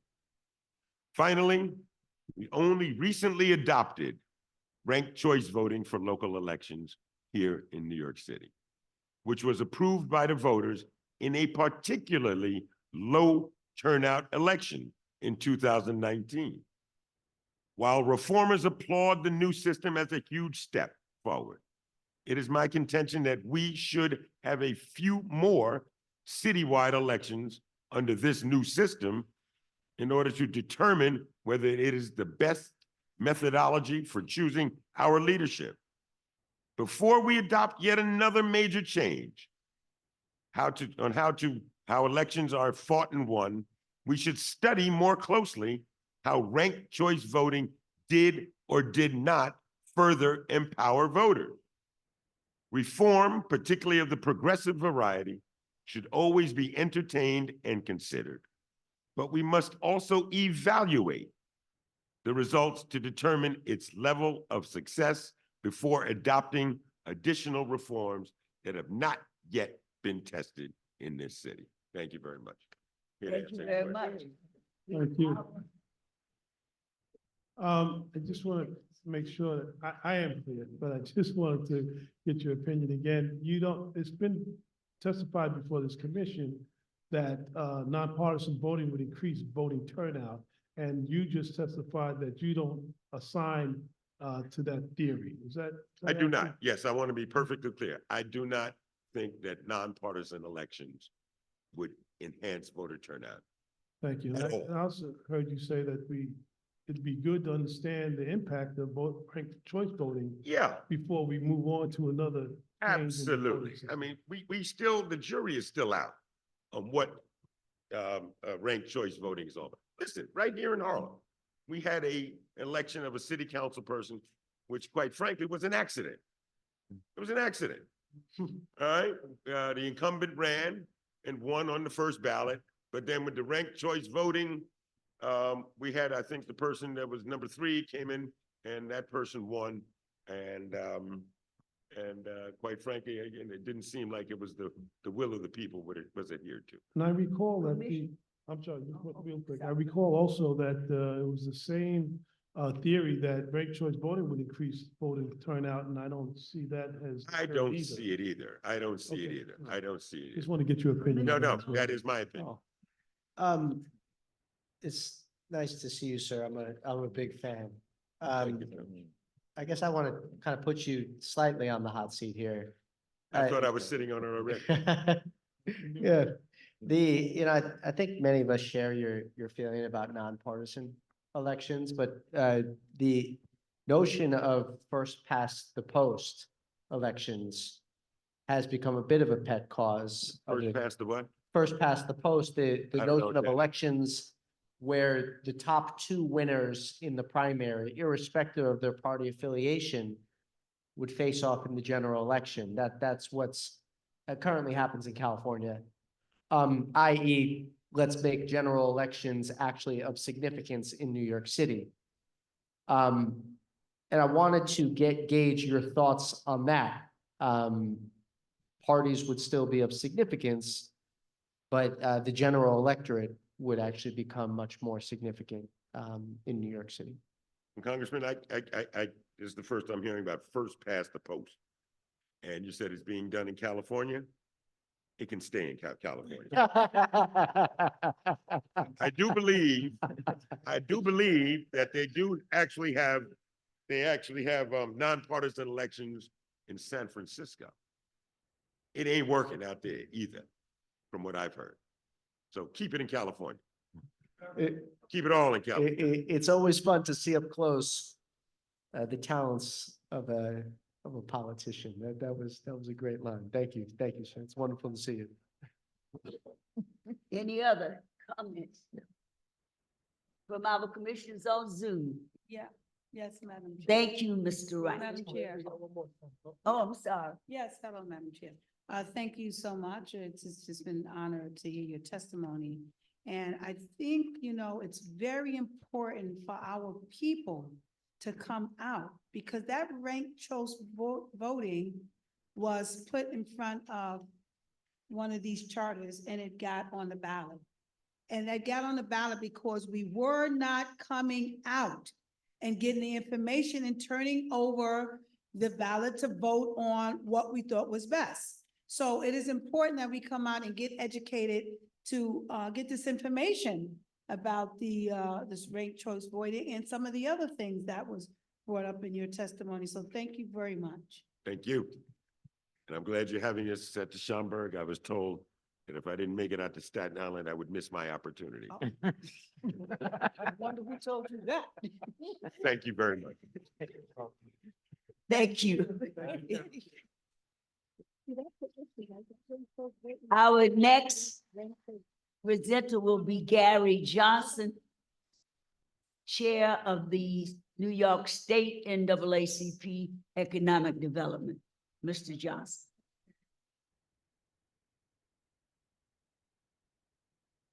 Good evening. Vice Chair, Dr. Dukes, Commissioners, it's always difficult coming after the esteemed former Assemblyman Keith L. to your right. My name is Gary Johnson. I am testifying today as the New York State Chair for Economic Development in reference to the proposal to have an MWB agency. The NAACP has 15 branches in the metropolitan region, and we represent thousands of members of all ethnicities, while specifically focusing on the rights and opportunities of people of color. It's been over 10 years since the enactment of Local Law 1, which established the Minority and Women-Owned Business Enterprise Program in New York City. According to the city's own data, in 2023, the city awarded $1.42 billion worth of MWBE contracts, which represents 27.9% of contract value subject to the local law. However, in the same fiscal year, the city procured over $41.1 billion of goods and services, which means the amount spent on MWBEs compared to the total spend was less than 3.5%. And note that the 1.42 billion is divided among women-owned firms as well as Black, Latino, and Asian firms. Looked at another way, $39.7 billion out of $41.1 billion was spent, according to the latest census data, on our diverse city, which is 31% white, 29% Latino, 23% African-American, and about 14% Asian. In simplest terms, 96.5% of contract awards went to a group that represents 31% of the city's demographics. While the Adams administration has taken tremendous steps to bring more equity and opportunities for Black and Brown people than arguably any previous administration, the city's onerous and slow procurement process still creates considerable delays that hinder the ability of its vendors, and specifically MWBEs, to get paid on time. Many of us here have heard repeated stories of vendors who often wait months, 6 months, a year, or even more to get paid for services they have provided on behalf of the city. While that has been improving of late, it still causes a tremendous strain on many of these organizations, as they are forced to borrow to cover cash flow, or triage their own expenses, and makes it extremely difficult to pay, sustain, and grow their businesses. The current mayoral and control administrations created a capital reform task force in 2022 to develop critical reforms needed to address components of capital contracting systems. Many recommendations were made, including improving the project pipeline, streamlining approvals, progressive design build, and in terms of MWBE participation, growing the number of New Yorkers who can participate. That last point, growing the number of New Yorkers who can participate, is, in my opinion, a key feature that requires increased access to information. Most New Yorkers do not know that the city budget is $112 billion. Never mind that $41 billion in contracts was spent last year. And I think most would be appalled to know that only 3.5% in total went to minority and women-owned firms.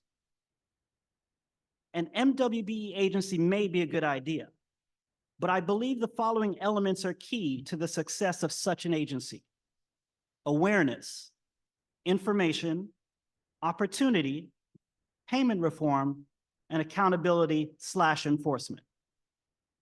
A public awareness campaign on television and social media so that the general public can know what we budget, what we spend, and how those contracts have been historically distributed would be important.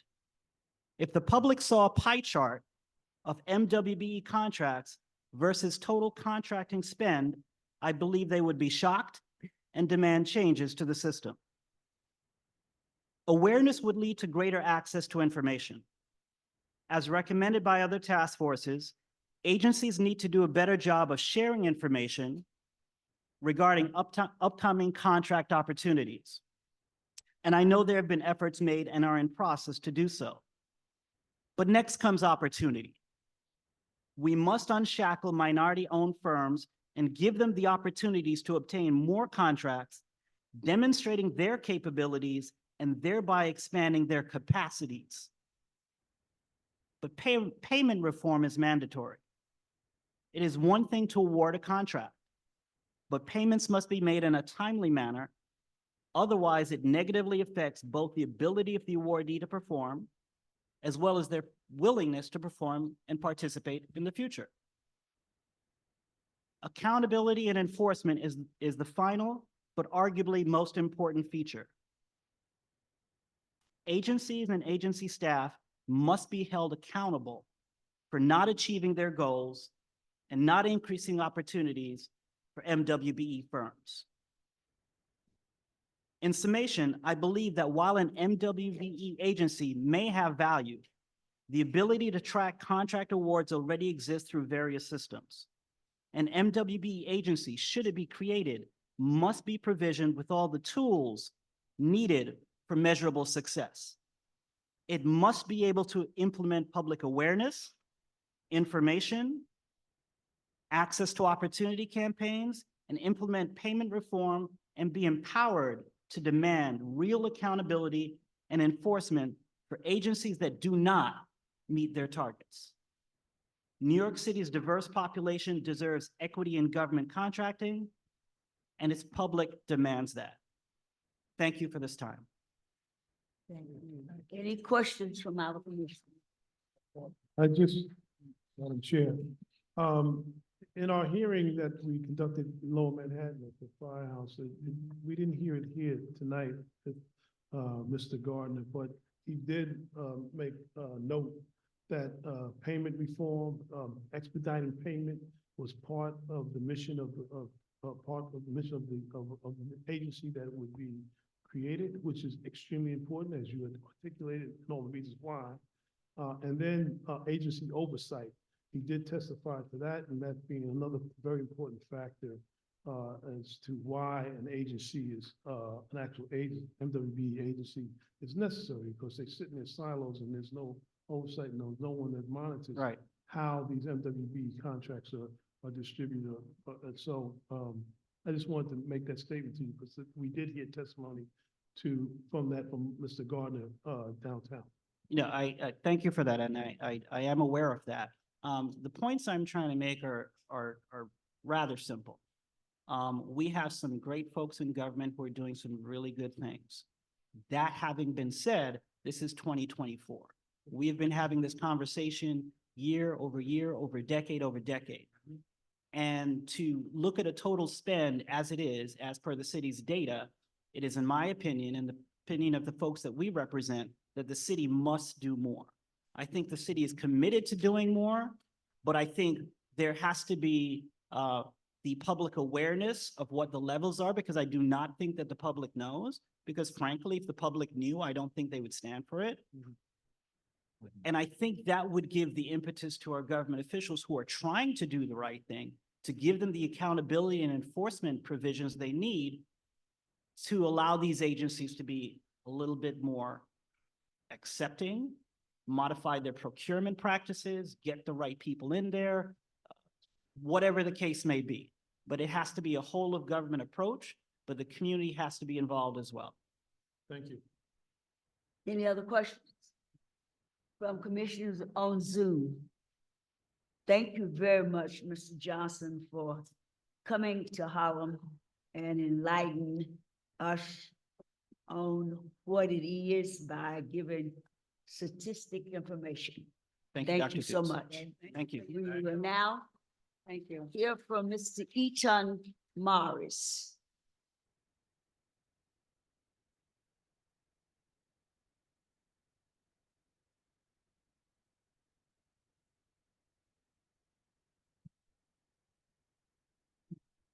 Good evening, Commission.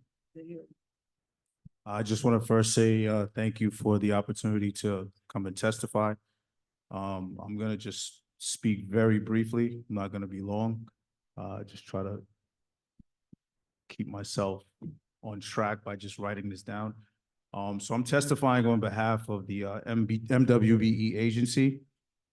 I want to first start by saying that the initiative to centralize the MWBE contracting opportunities is a long time coming. As a product of an MWBE firm started by my father in 1994, it's encouraging to hear this proposed commission change to incorporate a centralized MWE platform. I believe this platform will give many MWE firms the ability to attain government contracts and inevitably develop their communities in the process. While running the firm that my father started in 1994, I was able to start a mentor intern program to facilitate juniors and seniors in high school who are interested in pursuing careers in architecture, engineering, and construction management. I believe it's critical that this centralized program be approved because it allows for so many opportunities for MWE firms, their families, and their communities to become financially stabilized, thus resulting in positive impacts on their communities, development, and infrastructure growth. I believe a centralized program will create a more stable, accountable agency that will make the process of procurement transparent and efficient. The system will force accountability and promote the growth of more prosperous minority communities in the process. This will also eliminate the underutilization of MWE firms. Although we have made significant strides over the last 20 years, we have only scratched the surface. A new dedicated agency will help to eliminate disparities between MWBE and non-MWBE entities performing city contracts.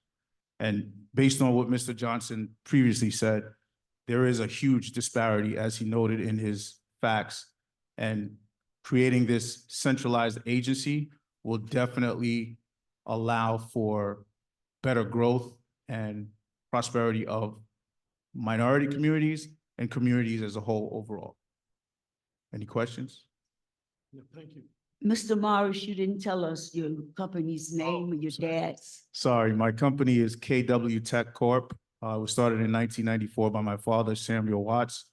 And that's a whole story in and of itself, but we've been around for 30 years. We work primarily with the New York City School Construction Authority.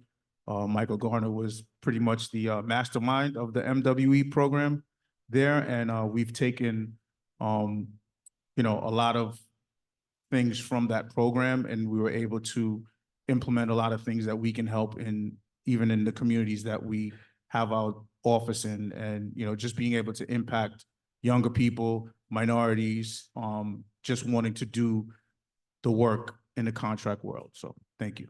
Thank you and congratulations. Thank you. Yes. For staying the course and did not let your dad's legacy die. We will now hear from Mr. Jimmy Pan. I hope I pronounced your name correctly. Thank you.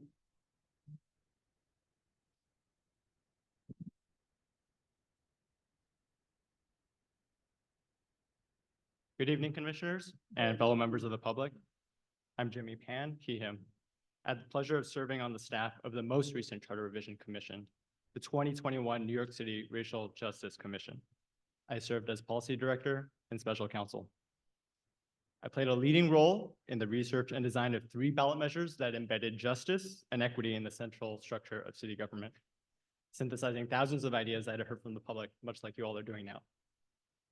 Voters overwhelmingly approved these measures, and then I returned to the mayor's office for a year to stand up these amendments. And before that, I served in City Hall for many years in a legal capacity. I'm here independently. I'm not speaking on behalf of any affiliated body, and I'm honored to share my experience in charter change and city governance with you all tonight. I have 2 brief suggestions and 2 significant warnings. My first suggestion, honor the preamble of the charter. You all should read closely the preamble of the New York City Charter. And then, as you contemplate what proposed amendments to put before voters, you should measure those proposed amendments against the values of the city preamble. It's the very first page of the New York City Constitution.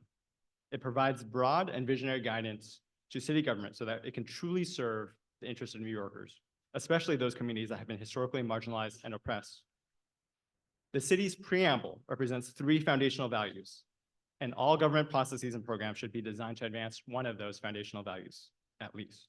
First, justly value all talents and contributions. Second, ensure the conditions of thriving for every person in New York City. Thirdly, embrace vigilance, remedy, and reconstruction. Soon, you all will need to discern which potential amendments are worthy of the time and study of New York City voters. And you should use this preamble on these values as a rubric. Voters have already stated that they want their government to uphold these values by voting overwhelmingly for this preamble, so please let it serve as your guide. Second suggestion, please bolster accountability bodies in the charter.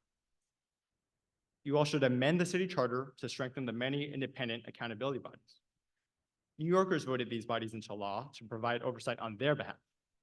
Mayor Eric Adams recently said, as part of a separate fight with City Council, that people should know who they blame. And it's these oversight agencies that actually allow New Yorkers to know who to blame or when. This present commission has declared an overarching goal of transparency, but the most important source of transparency in our charter is these oversight agencies, including the IBO, Independent Budget Office, the Equal Employment Practices Commission, EEPC, the City Commission on Human Rights, CCHR, and the newly voted in Commission on Racial Equity, CORE. I reviewed the interim report and suggest that the commission should do much more to take seriously its mission of transparency. During the 2021 Charter Revision Commission, I spoke with every oversight body in the city, and they all have the same structural issues. Their funding is unstable and insufficient. Their staffing is not guaranteed. And they need to fight for the very data from those same agencies they're supposed to oversee. If we believe in genuine structural transparency, we need to solve these problems in the city charter. In our final report, we made several recommendations. Given this commission's stated commitment to transparency, I strongly recommend you all and your very able staff review those recommendations. So I hope these 2 suggestions are helpful, and I hope my next 2 warnings are taken seriously. I do believe this commission is in danger of potentially repeating detrimental legal and structural history. So my first warning, do not shackle government. The interim report contemplates requiring completion of financial and economic impact analysis before the council can pass major legislation. And I would say this is an old idea that is on the wrong side of democratic governance. It is a subtle danger. In the 1970s and 80s, Presidents Nixon and Reagan championed legislative financial analysis as a checkpoint on policymaking. They knew the practice looked like common sense, but that they could nevertheless use it to halt government. As you all know, government was beginning to protect Americans from pollution, environmental hazards, industrial accidents, corporate excess, and other dangers. And these presidents need to gut government's ability to regulate without the public fully seeing how. Decades later, we're finally getting a fuller picture of how they neutered government.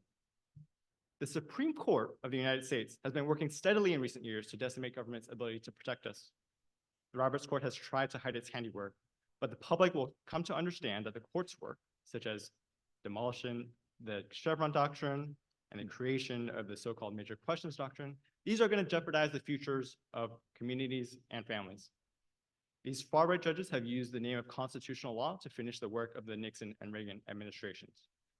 They are shackling the ability of government, and we will feel those effects for generations. So esteemed commissioners, I urge you all to not even tiptoe on that side of history. See with clear eyes the tides of concerted effort moving to enfeeble government. We need government to get more things done than ever before. There's no reason this commission and these esteemed commissioners should want their legacy to be part of an anti-regulatory history. The modern day thinking is that government should instead be measuring how its policies and spending impact the people. Are these services distributed fairly? How do our budgets help close the long-standing gaps that were created by centuries of unjust policy? These are really the prime questions of the day, and the questions that we try to resolve at the Racial Justice Commission. New Yorkers do want transparency into how their government is helping or harming communities. Most New Yorkers are living day to day in the failure of government to create the conditions of true economic stability and dignity. What we do not need is an additional layer of bureaucracy, especially not one that mainly hinders government from responding quickly. Financial analysis does not make decisions more fair or just. It does not answer the question of how we empower disempowered communities. And most of the time, it does not even stop decision makers from eventually advancing whichever policies it is they want to advance. Its primary function in the course of American history has been to create a bottleneck. And it would be even worse of an impasse to require agreement from the mayor, the council, and the independent budget office, three bodies with diverging priorities. In governing, we should not front load too many requirements and barriers. We can and should study policies after the fact to determine which ones are unjust in practice or financially unsound in reality. But in 2021, I and the commission did not hear New Yorkers asking us to encumber government, nor do I hear calls for that now. My second warning, and I'll be quick, I implore you all not to disturb the balance of powers in city government. As Mayor Adams has recognized, we already have a strong mayor system in New York City. I believe this commission should not propose changes that hamper the power of council in its fundamental lawmaking duties, whether in public safety or to any other area. On June 4th, Deputy Mayor Torres Springer stated, "There is a careful balance constructed between the powers of the legislative and executive branch. The reason is that we need to ensure the delivery of services for New Yorkers, that there's clarity, that there's accountability, and that there's smooth functioning of government, because fundamentally, that is what this debate is about." Mr. Penn, we are over your time, and can you wrap up now? I'll wrap up quickly.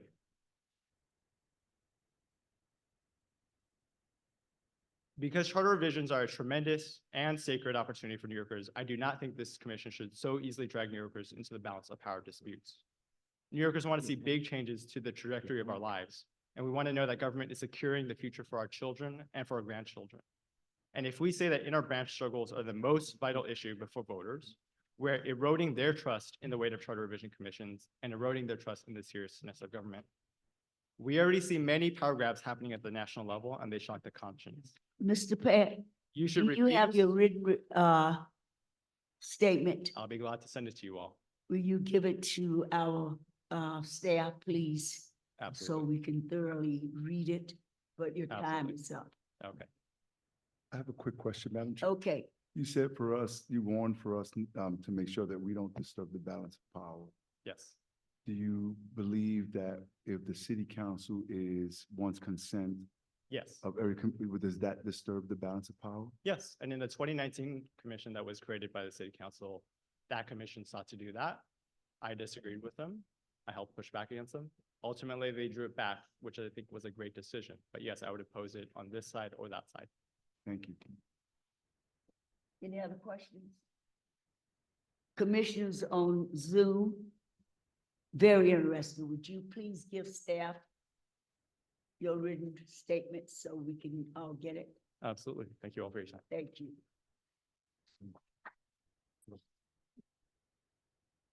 Ms. Adrian Felton.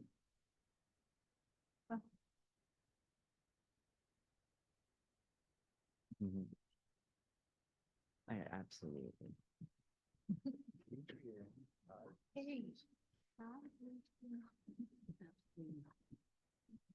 Madam Chair and fellow commissioners, good evening. I want to thank you all for being here and thank you for allowing me to speak. I join the voices of those who have beseeched you to support the creation of the MWBE agency in New York City. The reasons have been well stated by the Assembly member and Commissioner Garner. I would ask that there is a push, not just for the new contracts, but the current contracts with this new system to be audited thoroughly and reviewed to ensure that they are true MWBEs and not in the name of the wives of someone else who may be running it. I'm sure you guys follow that. Okay. And that the services are truly being provided. Although previous administrations touted the support of MWBEs, the small contractors have been lost out and the larger contractors usually take over. And a good example of that would be in childcare. You will have what we call the big boys who will get all the contract for the children, and the small person, like maybe those persons who are running houses of worship and have childcare within their facilities, their contracts were not renewed under the previous administration. And I don't know what, if anything, can happen, but I really would like for that somehow to be a part of this agency to vet those situations, to make sure that the little guy has a space and a place, and not just these larger contractors taking over the hubs. And most of them are not even people who look like us, caring for our children. Lastly, I wanted to support what Senator Claire was saying about affordable housing. It is my hope that we have a functioning lottery system. I don't know whatever you guys could do about that, but the current lottery system is laughable. And I know that the AMI situation is a federal one, but we have poverty pockets here, especially in communities like ours, where you'll have a larger amount of people making this money, but those poverty pockets, they are not being recognized when these balance of what's affordable is at play. So if there could be some type of exegesis in terms of what is really being made in those areas, so when the affordable housing is being built, it's reflective of those persons who are here.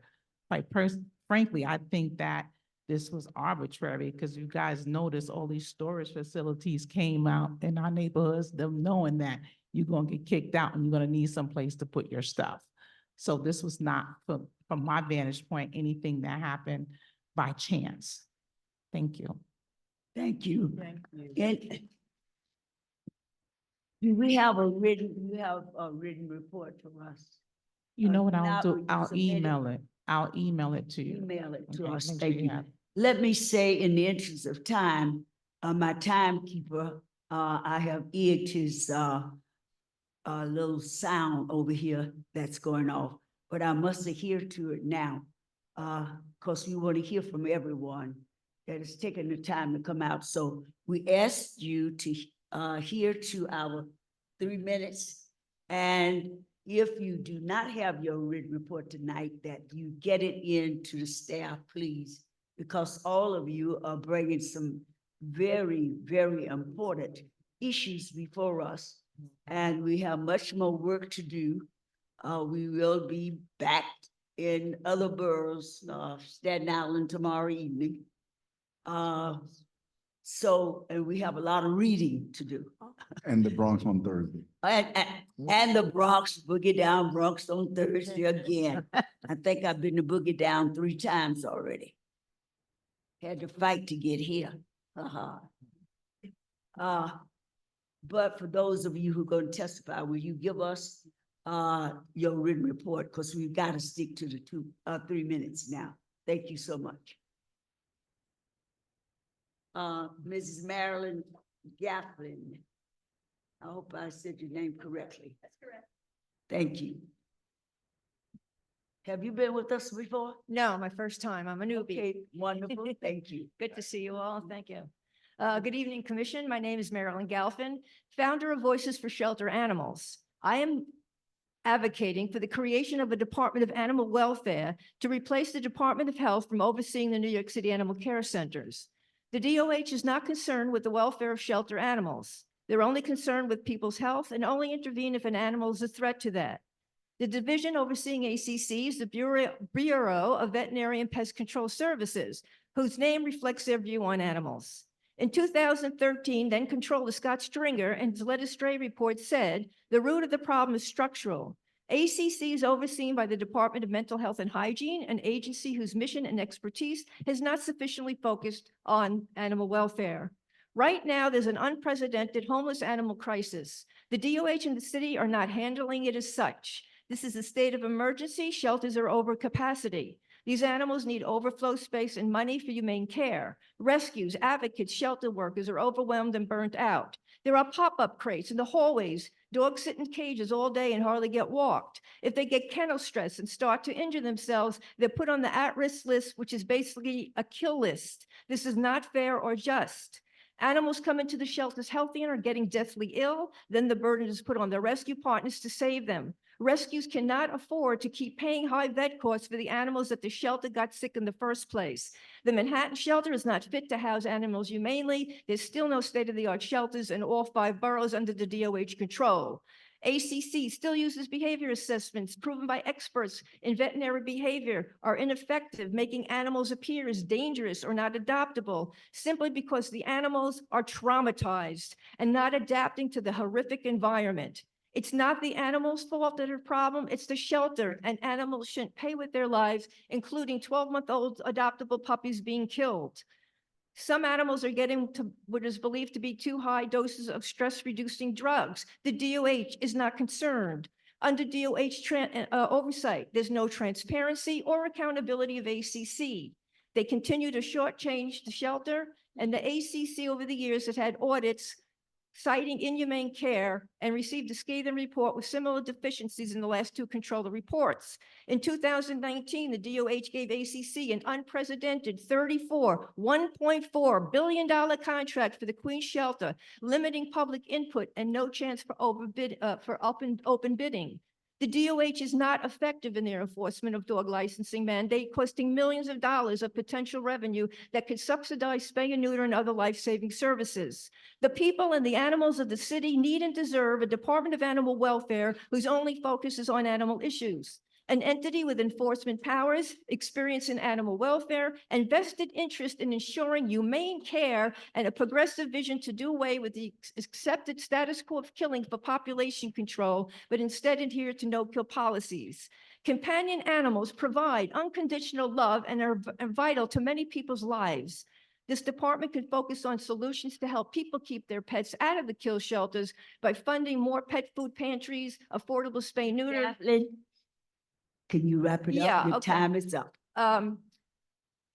The department can combat backyard breeding, address animal abandonment that has spiraled out of control with people leaving helpless animals to fend for themselves, and address community cat crisis, cruel carriage horse industry, wet markets, dog fighting, humane and— Can you give us this now? Yeah, and this in- is the last sentence.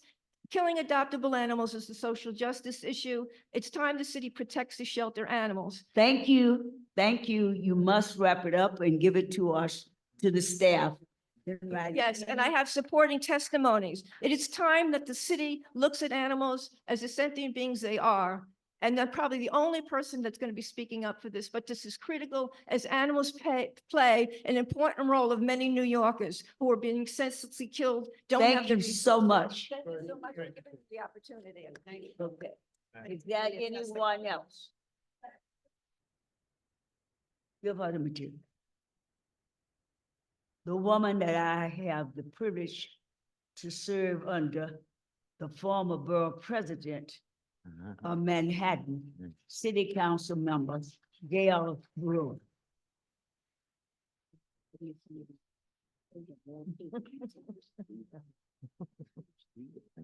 All the time of Manhattan House.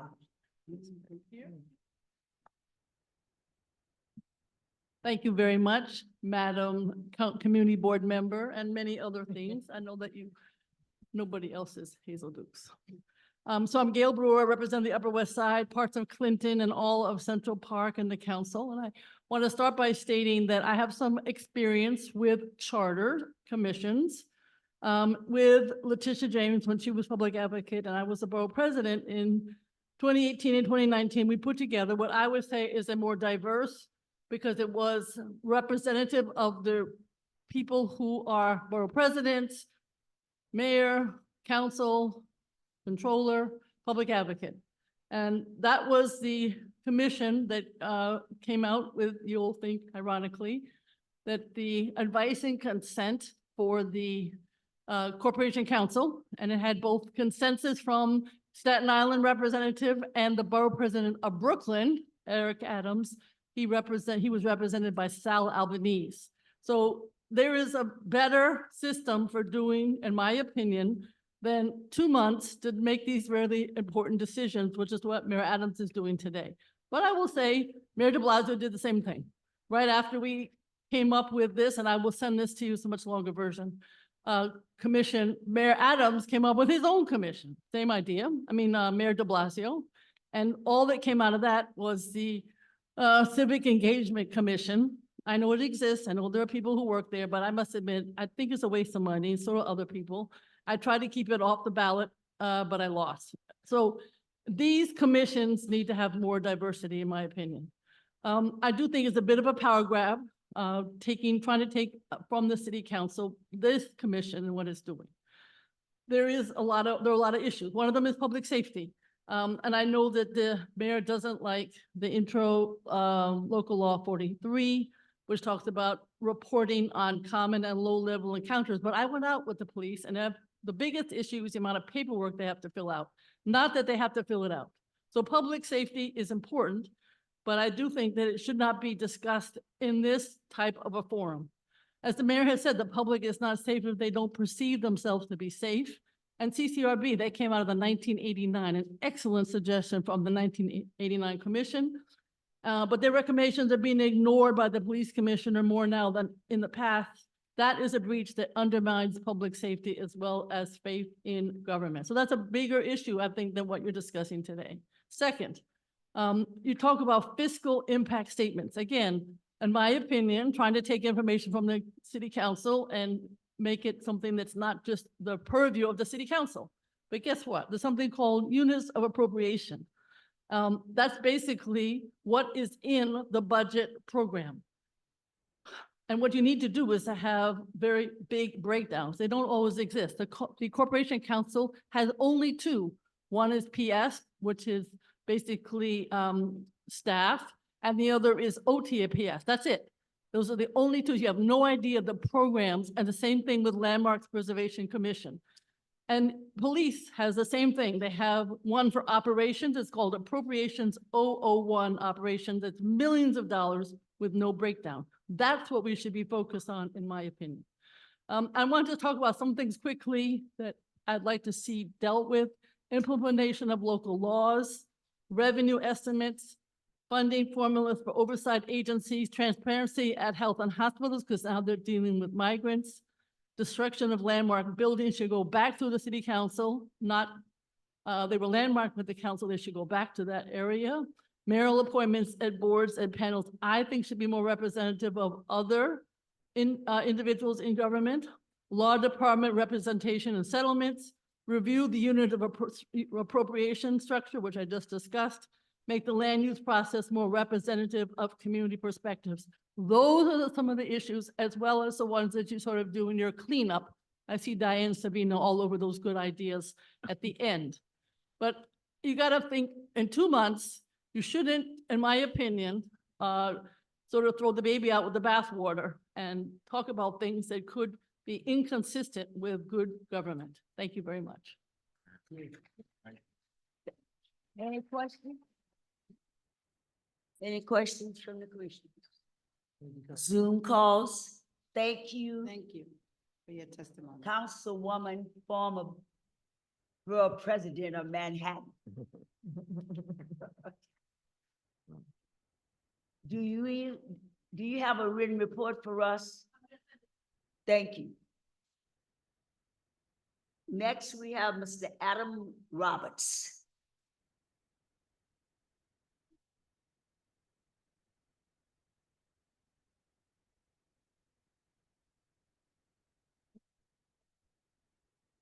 Thank you, commissioners, for holding this hearing today, and to the mayor for convening this commission.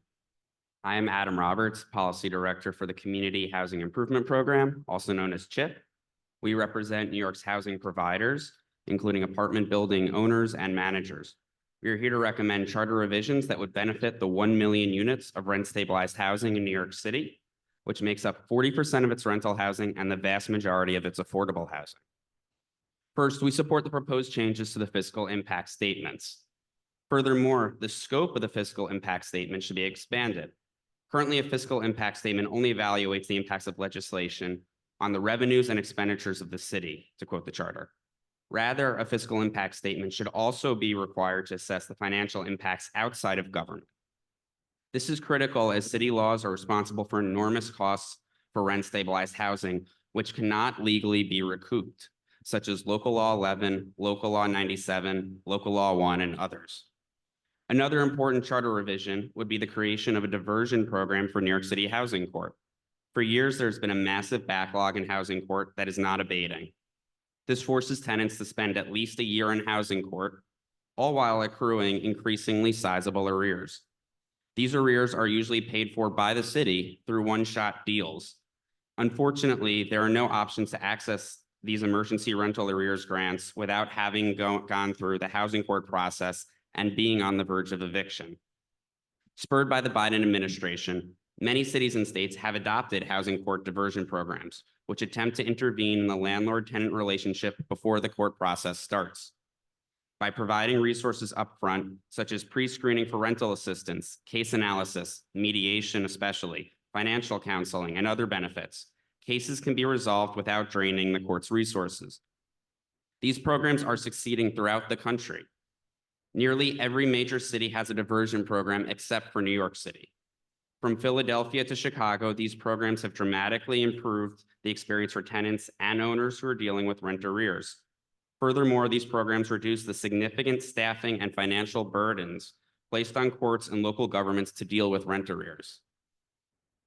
Lastly, while the city is in the early stages of re-examining its facade inspection program, we recommend that the commission spur this process along faster. Local Law 11 is overly burdensome and unpopular with the public. The commission should examine tweaks to the facade inspection program. In particular, the period between inspections of buildings with facades deemed safe should be greater than 5 years, and drones should be allowed to evaluate facade conditions between mandated inspections. These changes would save New Yorkers countless dollars while making the city far more attractive and friendly to pedestrians. It would also reduce a significant burden on the Department of Building staff so that they could focus enforcement on buildings with unsafe facades. We hope you strongly consider these revisions. Again, thank you for holding this hearing today. Thank you. Any questions?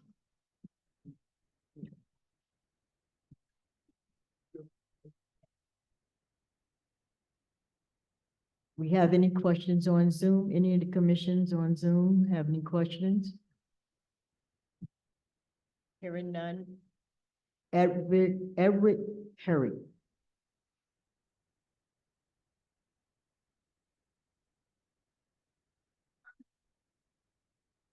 Hi, everybody. Hi, Lorraine. How are you? I'm going to be so fast right now. You guys are going to love me. Okay, so I'm here to advocate for the MWBE agency. I'm the president of a Black-owned company called Urban Eco Spaces. We're a Black-owned business. We are a bonded prime contractor, and we are the result of the SCA mentor program that Lorraine Grillo ran, as well as the MTA mentor program that Michael Gardner ran. My wife and I own this business, and we started in 2016. We started with 4 of us, and we have been as many as 130 employees between here and Puerto Rico. We started with $50,000 in gross revenue, and within 3 years, we were doing $8 to $9 million. This is, again, is a direct result of these, the MWBE program from the School Construction Authority and the MTA. Currently, We are developing a affordable housing project in Staten Island, one of the only, and if we might think the only program, the only affordable housing program in Staten Island in the last 20 years. We're developing 1 and 2 family affordable homes for as low as $300,000 in 2024. So this is going to break records. Most of the contractors will be from Staten Island, and we're going to hire locally. And the MWB participation is going to be as high as 90%. So the point of all this is that these programs work. Some people will tell you they don't, but they absolutely do. One of the things that some other people brought up that's really important is the payments. So for example, when we were in Puerto Rico, the company we were working for said, well, what can you do? And we said, if you pay us weekly, we can do whatever you need. And we did over 600 homes in 9 months in Puerto Rico.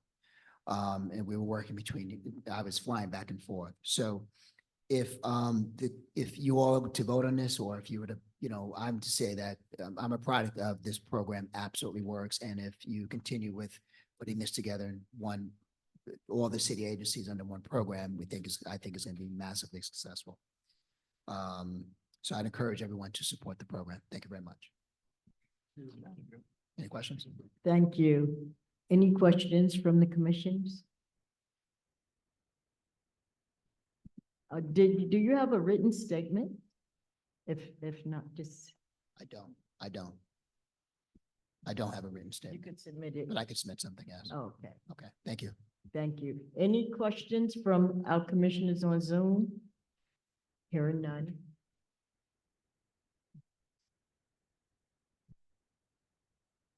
Our next speaker is Michael Sisiski. Was that close? Oh, okay. Thank you and good evening. My name is Michael Sisitsky, Assistant Policy Director with the New York Civil Liberties Union. The NYCLU is deeply concerned with the rushed nature of this commission, among the shortest in the city's history. The charter is the city's constitution. It provides the framework for local government, establishes our system of checks and balances. It's the basis for how democracy operates at the local level, and it should be treated with care. I want to respond to suggestions in the preliminary report that there is somehow not enough process before the city council enacts laws on public safety. I've been involved in legislative advocacy before the council for a decade, and let me tell you, it moves slowly. Take the How Many Stops Act, cited in the report as one of the measures that supposedly moved too fast and without sufficient input. That bill was first introduced in December 2021. It was reintroduced in July 2022 and had a nearly 5-hour hearing in March 2023, at which the NYPD testified at length, along with members of the public. And it was only voted on in December 2023 after months of negotiations between the council and the NYPD, who, contrary to assertions that public safety agencies aren't consulted, had a lot of say in how that bill turned out.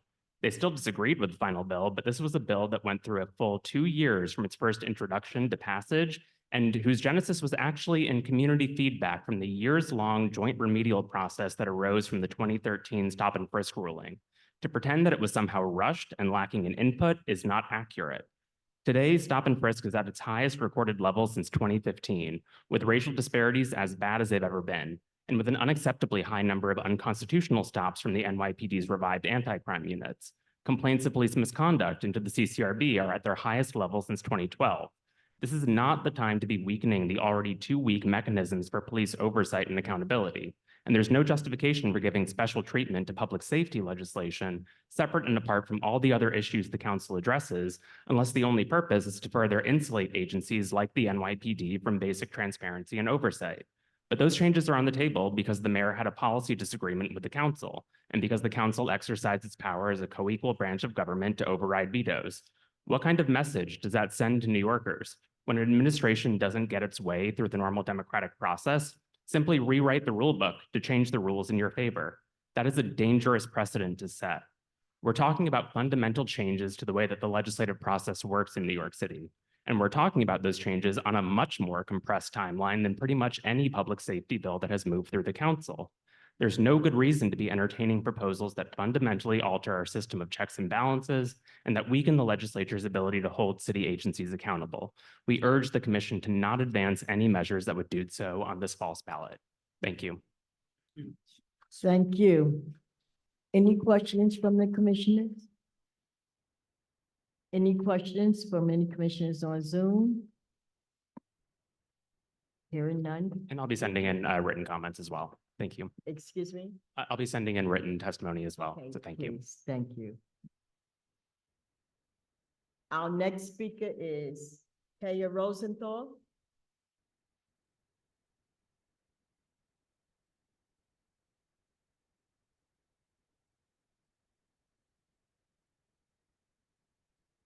Good evening. Thank you. I'm Kai Rosenthal, co-president of the League of Women Voters of New York City, and I'd like to reinforce the staff report's recommendation not to alter ranked choice voting. As a nonpartisan organization of over 100 years, the League of Women Voters of New York City encourages informed and active citizen participation in government and influences public policy through advocacy and education. On behalf of the League, I appreciate the opportunity to testify tonight. Given the successful initial implementation of ranked choice voting in New York City elections, I encourage the Commission not to bring any new adjustments to our electoral system to the ballot this fall. Since 2021, RCV has largely succeeded in achieving the benefits proposed by our past testimony before the 2019 Charter Revision Commission.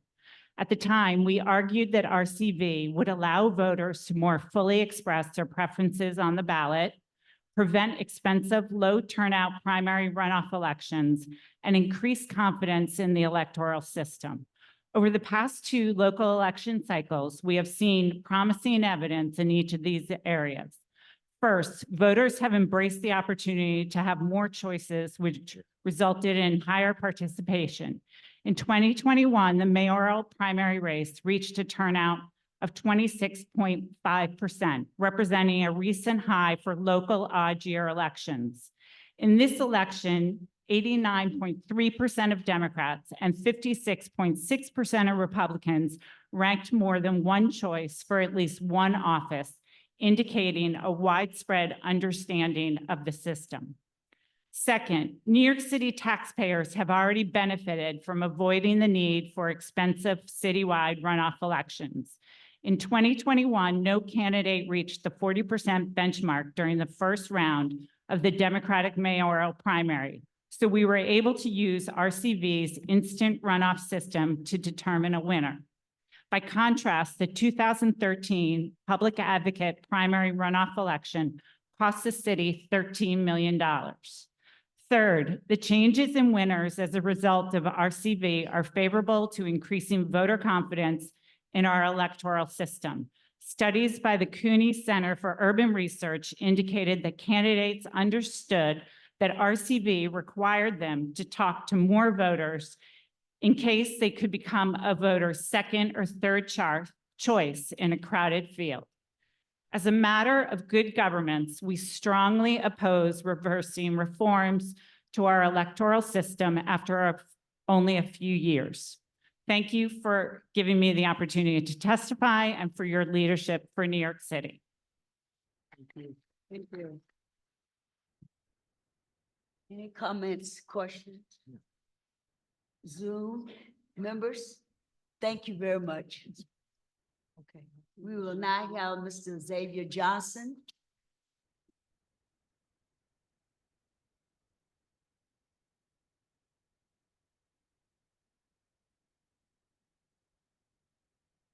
Thank you. Yes, my name is Ibrahim Xavier Johnson. I live here in Harlem. My name is Ibrahim Xavier Johnson. I live here in Harlem, and the politicians you heard reflect my wishes. And I heard a lot of testimony here today, but I want to say specifically to this commission that what you're doing, having this public hearing, allowing us to speak is very important. So any revision, any change that you make that would increase public input, I'm all for that. I just want to say one more thing about written testimony. You receive written testimony from our elected official, especially our state senator. She pretty much reflects my wishes, and that is how it works here for me. So if a politician doesn't do what I want, I vote them out. So everybody you see that's testified, they do what I want them to do.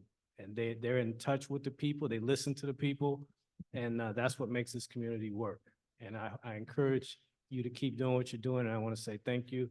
And by the way, Mr. Diaz, we took a class together at Lehman College back in the day, political science, yeah, in the Bronx, too.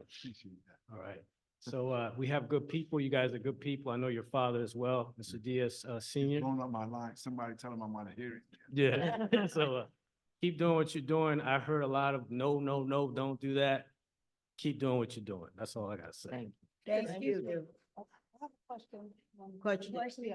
Yeah, hi, how are you? Thank you so much for coming Yes. and testifying. Can you just be a little clear on what your wishes are? My wishes are for you to keep doing public hearings. And specifically, if you're going to revise the charter, increase the power of public hearings, increase the power of the public, however you choose to do that. So my wish is very broad. And I'd like to see more public hearings, more power to the community boards, things like that. There's already a section in the charter about community boards. Mhm. I'd like to see more enforcement of that. Okay, And it thank seems like you're doing that. So that's what I see. Thank you so much. Okay, thank you. You have a written report for us, or you're gonna send it in? Okay, thank you. We have Mr. Mayor Grant. Grant, or is that Grant? Grant.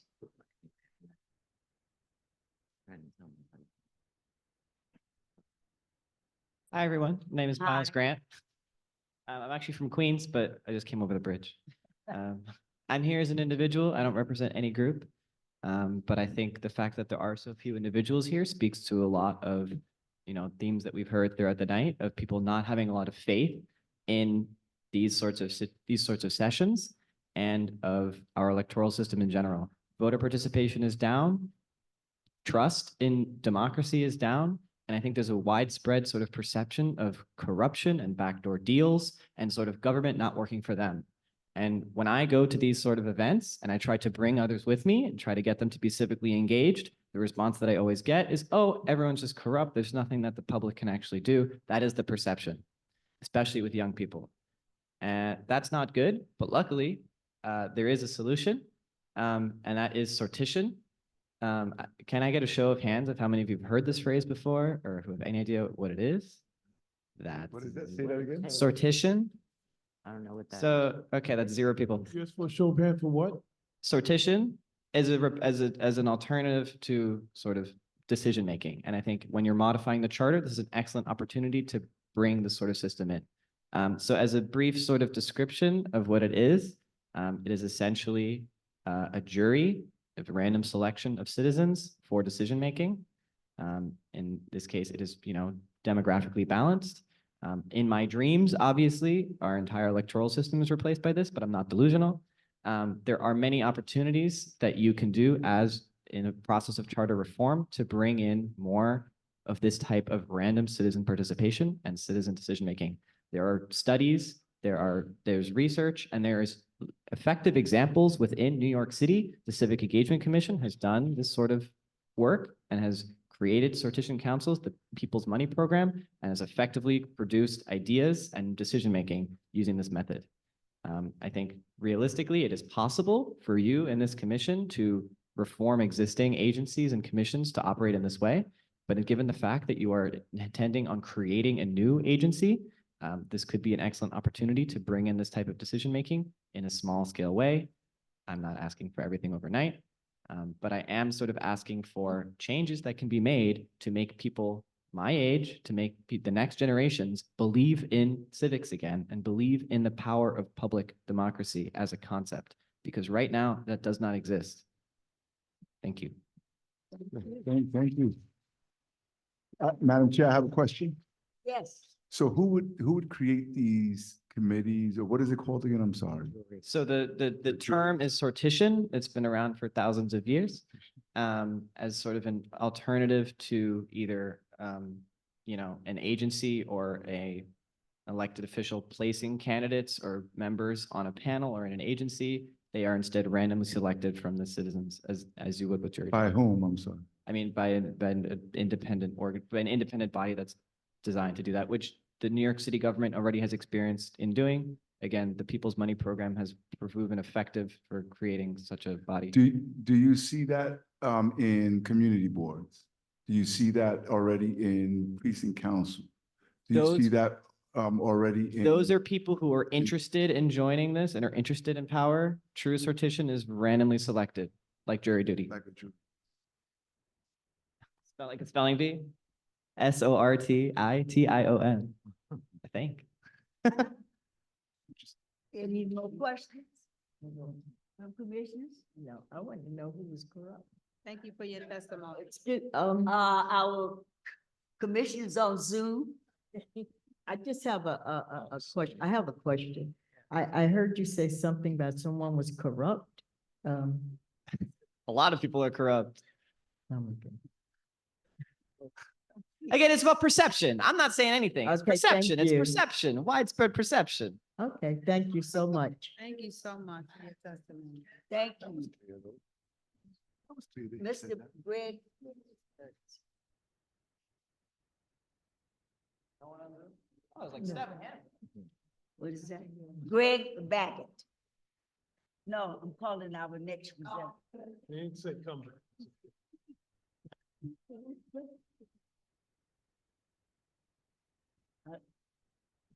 He was from Queens, am I right? Yeah. Yeah. Okay. Why you looking? Mr. Bassett. Mr. Baggett from Harlem. So good evening, and thank you very much, commissioners, and special thanks to Dr. Dukes and to Commissioner Adams and Stephanie as well. Thank you very much. So I wanted to speak on an issue that was in the last review about community boards. We had passed a provision, an amendment that allowed for the term limits to exist with community boards. And I think before this set of amendments are passed, the implementation of the term limits will happen. And I just wanted to say I thought that the amendment was somewhat incomplete. There was a lot of pros and cons. Some of the pros was that long-term experience on the community board benefited the board with people who had sets of skills, and then people who were against it was concerned about issues of careerism. And so I wanted to propose a compromise where board members convert to honorary members after a stated number of years. And the honorary membership confers the following rights: to serve on all committees of the board with full membership rights, including to vote, that is at the committee level, and to attend board general meetings with the right to speak, but not to vote in the general meeting voting items. And also to give those honorary members access to other rights as board members may have in terms of access to the amendments, the minutes and other documents that come before the various board. Let me just say that in many ways, this can be implemented at the level of the bylaws.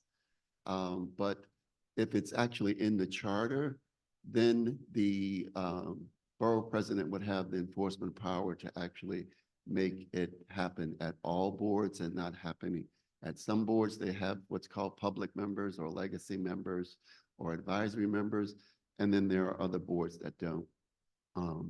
One other issue on the community board, and I don't really have a lot to say about it other than in terms of experience, I do think that there should be some amendment that calls for the diversification of boards to the extent that boards represent the people who actually live in communities.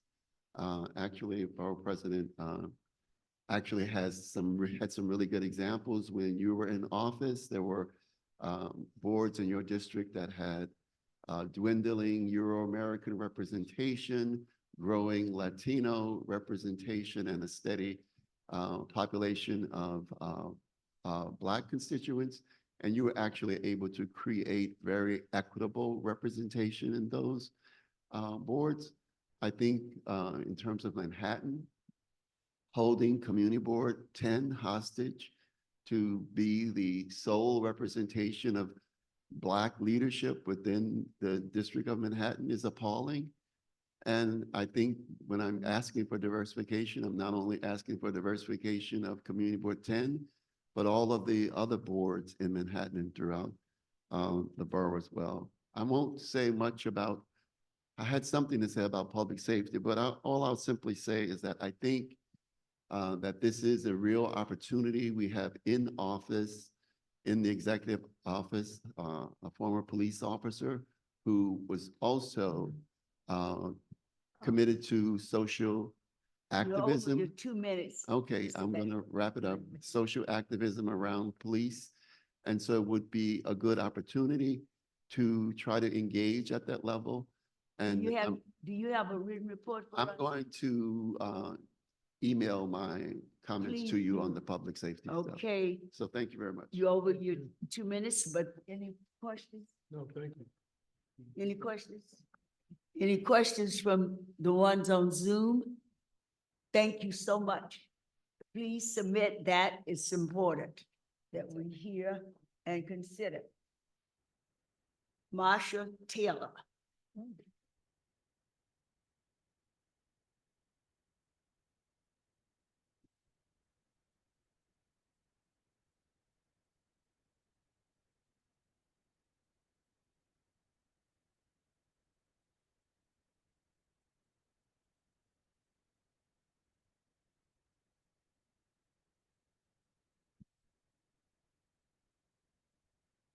Good evening, Good esteemed evening. council. Thank you for allowing me a few minutes to speak. I came here at the behest and the invitation of my beloved Ms. Jackie Rowe Adams, and I thank you for inviting me here. I wasn't really sure what to expect, and I'm so glad that I'm here because I've been educated, I've learned a lot, and I'm certainly, once leaving here, am going to do a lot more research on the commission, on the Charter of New York City, and I think that you all have such a huge opportunity to make a difference in the city. From what I have been listening to and my concerns, I am a lifelong born and raised resident of Harlem. And the first thing that comes to mind, because I don't have any prepared remarks, this is from the heart because I love my community. I was born in 1969 at St. Luke's Women's Hospital on Amsterdam Avenue. My grandparents were here. My parents were here. I've gone to school here. I'm raising my children here. I love Harlem.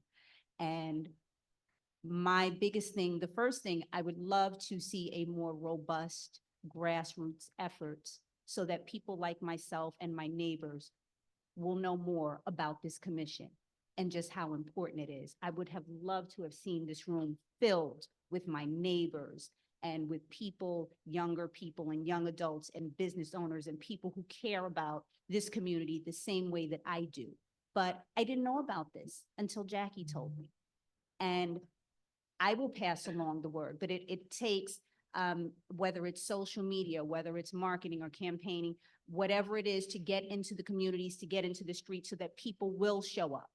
I will also say that I would love to see whatever you can do in terms of getting on that ballot, more accountability, more transparency for the oversight agencies, whether it's for businesses, whether it is for politicians, whatever it is within your power to get on that ballot so that there is more accountability for people who are overseeing what happens in our community.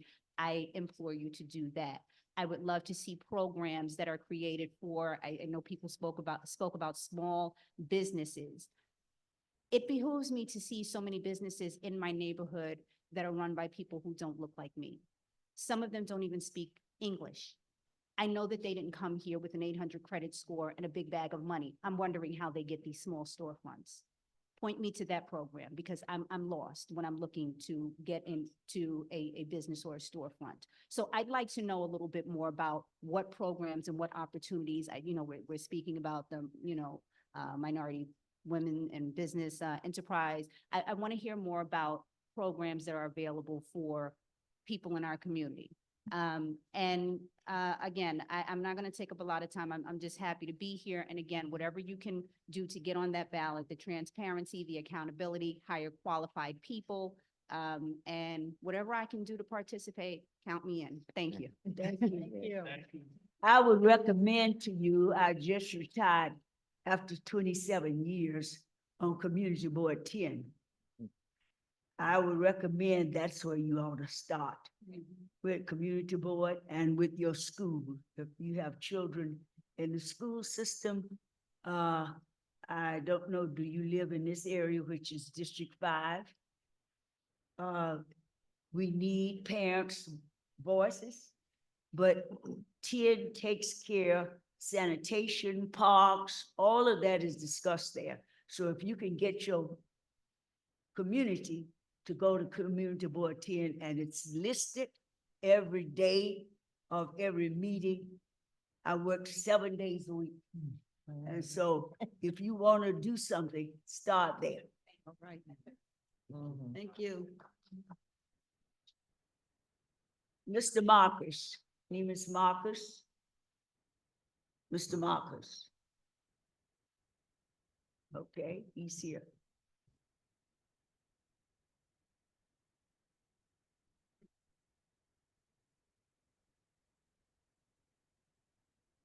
Good evening. Good evening. I'm here because it was brought to my attention in regards to, Can you speak up? all right.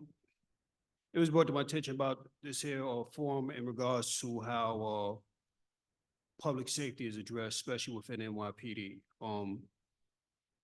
I think that some of the issues that has been addressed far as the new laws proposed, it doesn't really encompass accountability.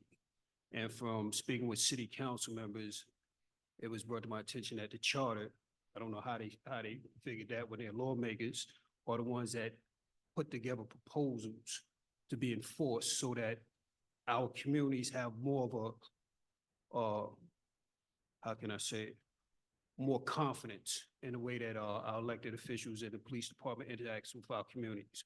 I help a lot of families, high profile cases where I help families get justice from shootings as well as other certain crimes, but I get a lot of backlash when it comes down to supporting why our communities need the police in the communities, as well as why the police are not held accountable when they do something in regards for transgression purposes within our communities.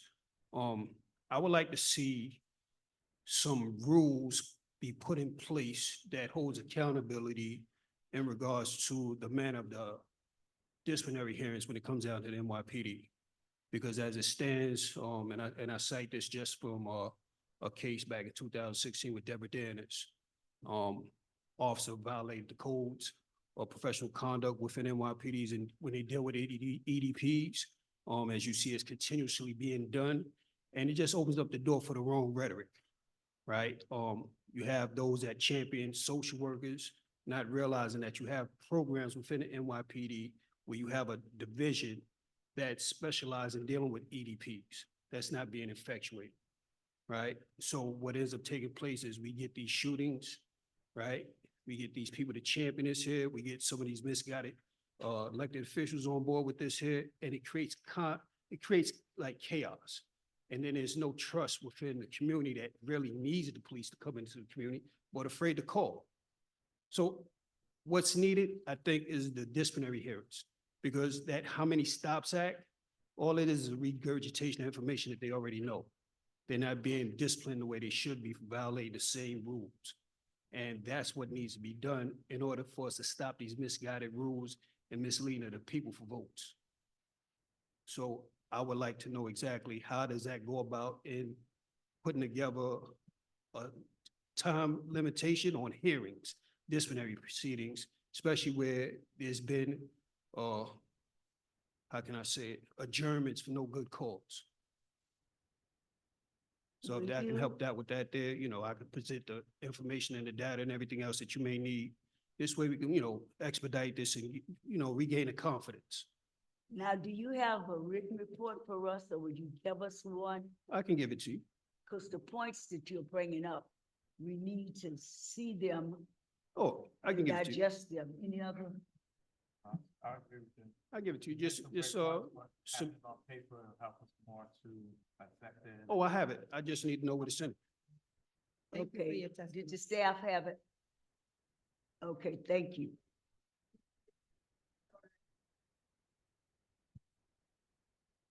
Email address is charterinfo.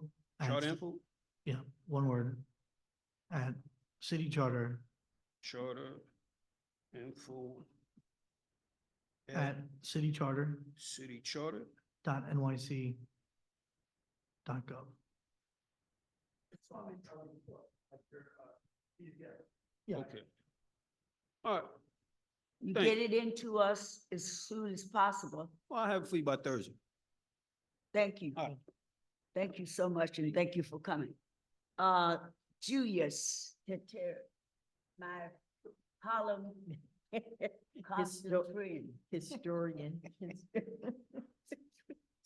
The historian of Harlem. Good evening, Commissioners, Madam Vice Chair and Mr. Chair. Thank you for this opportunity. I've read the report that you've so far put out. And so my testimony is going to be regarding primarily addressing the fiscal responsibility and public safety. In particular, I raise an idea how the city can raise revenue.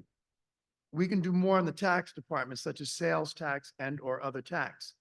We can do something like the 16th Amendment. In other words, it doesn't matter where the source of your income or how it's made, nor does it make what you're doing legal if it's not legal, nor change your immigration status. You're going to collect a city sales tax or pay a city tax for as long as you're making money. Examples of such income: money from vendors. I'm putting together right now a solution to the vending problem, and that can come after this amendment. Now, as I said, what you're doing may not be legal, and you may still be accountable for such conduct, but you're going to pay your taxes.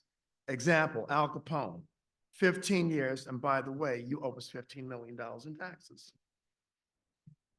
Further, the city can also have in the charter the allowance of citizens to come up with innovative ways to earn the city money, but such income must entitle them to a fair commission.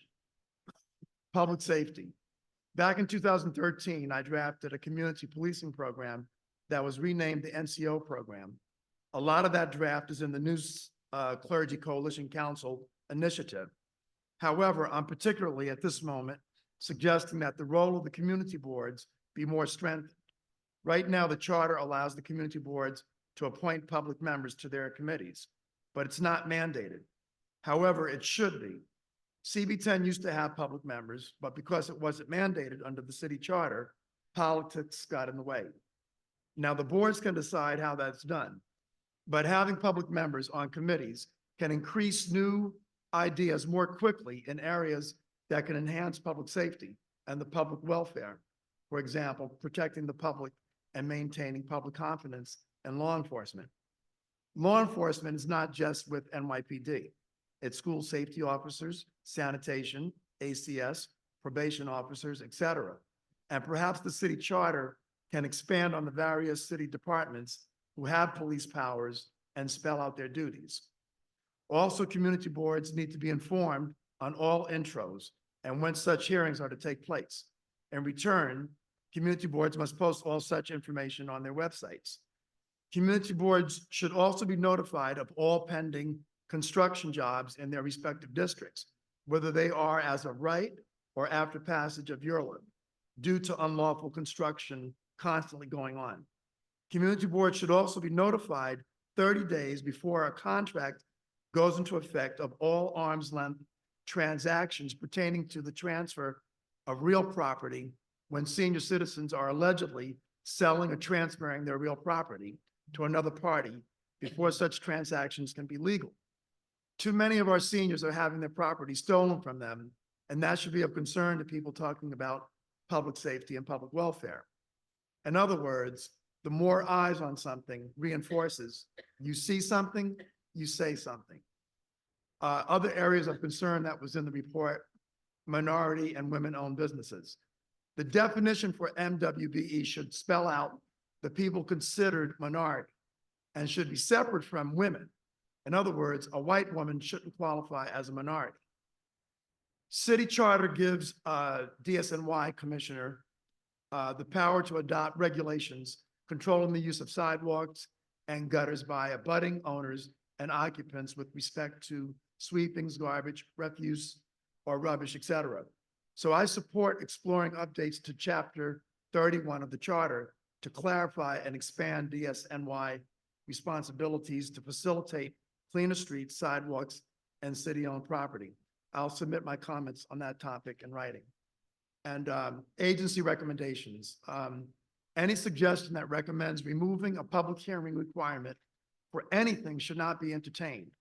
The Mayor's Office of Contract Services recommended removing public hearings for contracts, and it seems that it pertained to procurement contracts, but it seems like it could go beyond the same.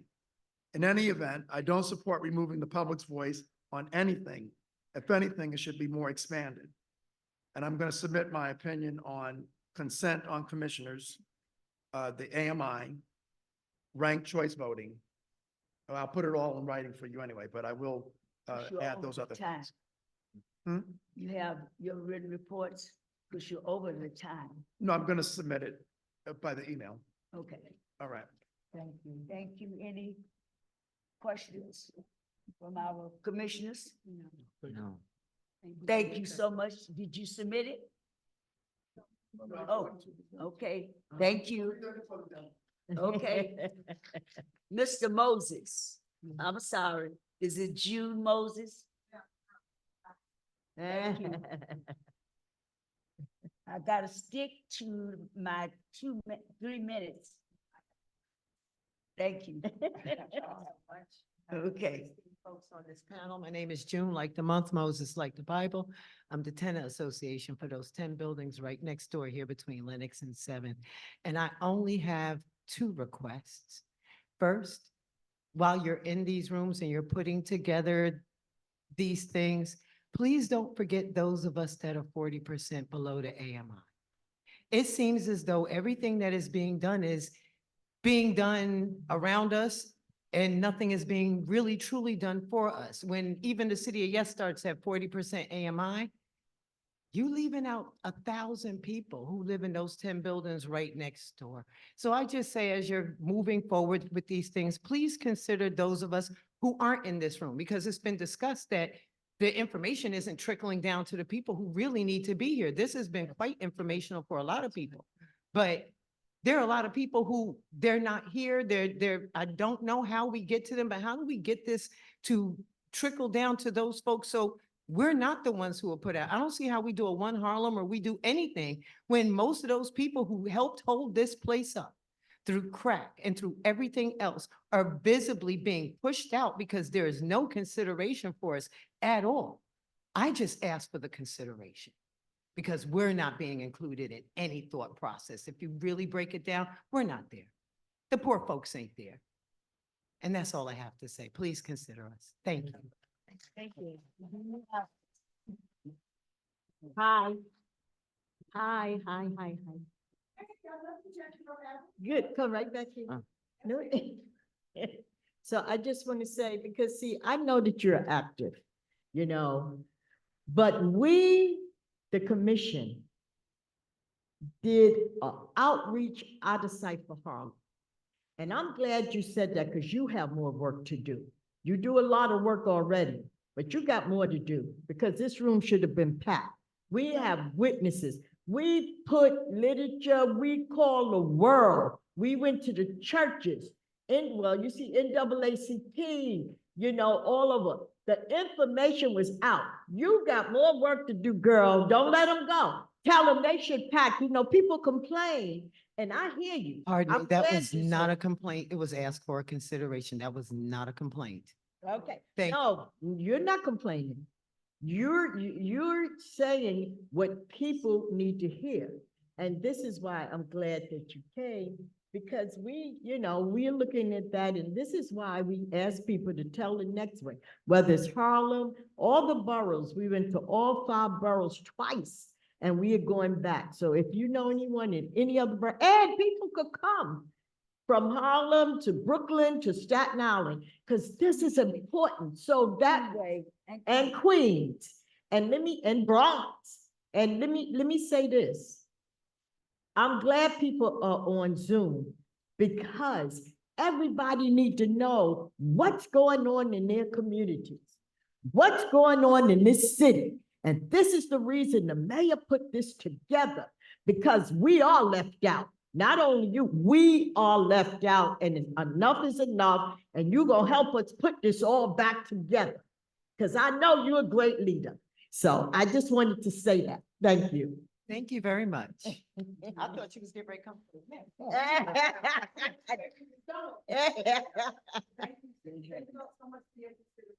Yes. Any other comments? No. We will have Mrs. Regina Johnson. Miss Regina Johnson.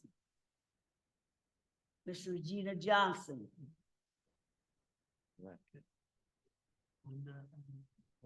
Ms. Linda Adams McGlory.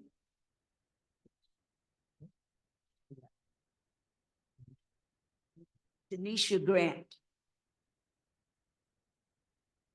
Sylvia Hunter. Okay.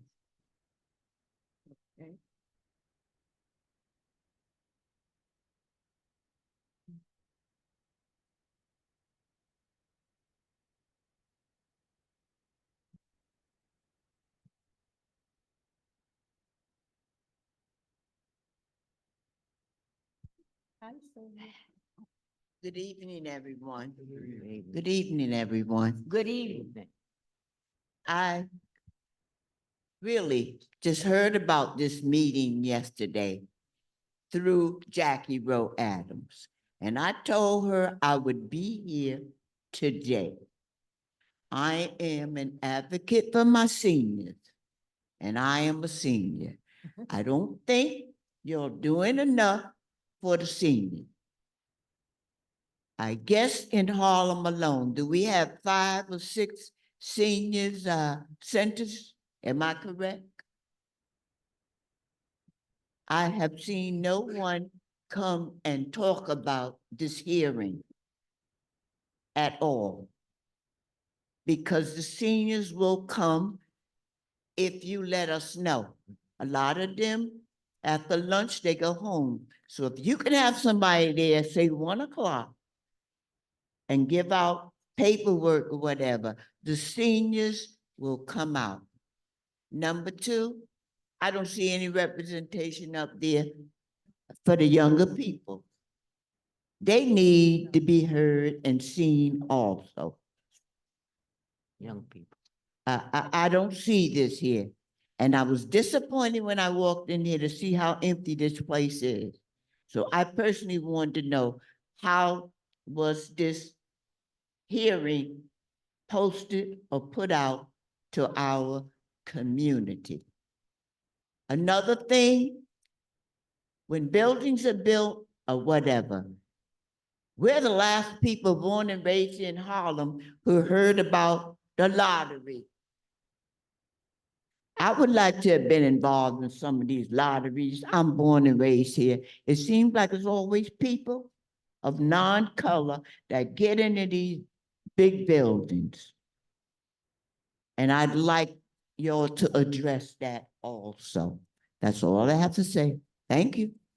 Thank you very much, and I'm sorry that our duty was to hear from all people, whether it was seniors, youth, whatever. It was all inclusive, and it's been advertised, it's on TV, it's everywhere. So thank you for taking your time out to come. And I'm a senior, so I am for seniors. Thank you, Doctor. Marie Gentine. Marie Gentine.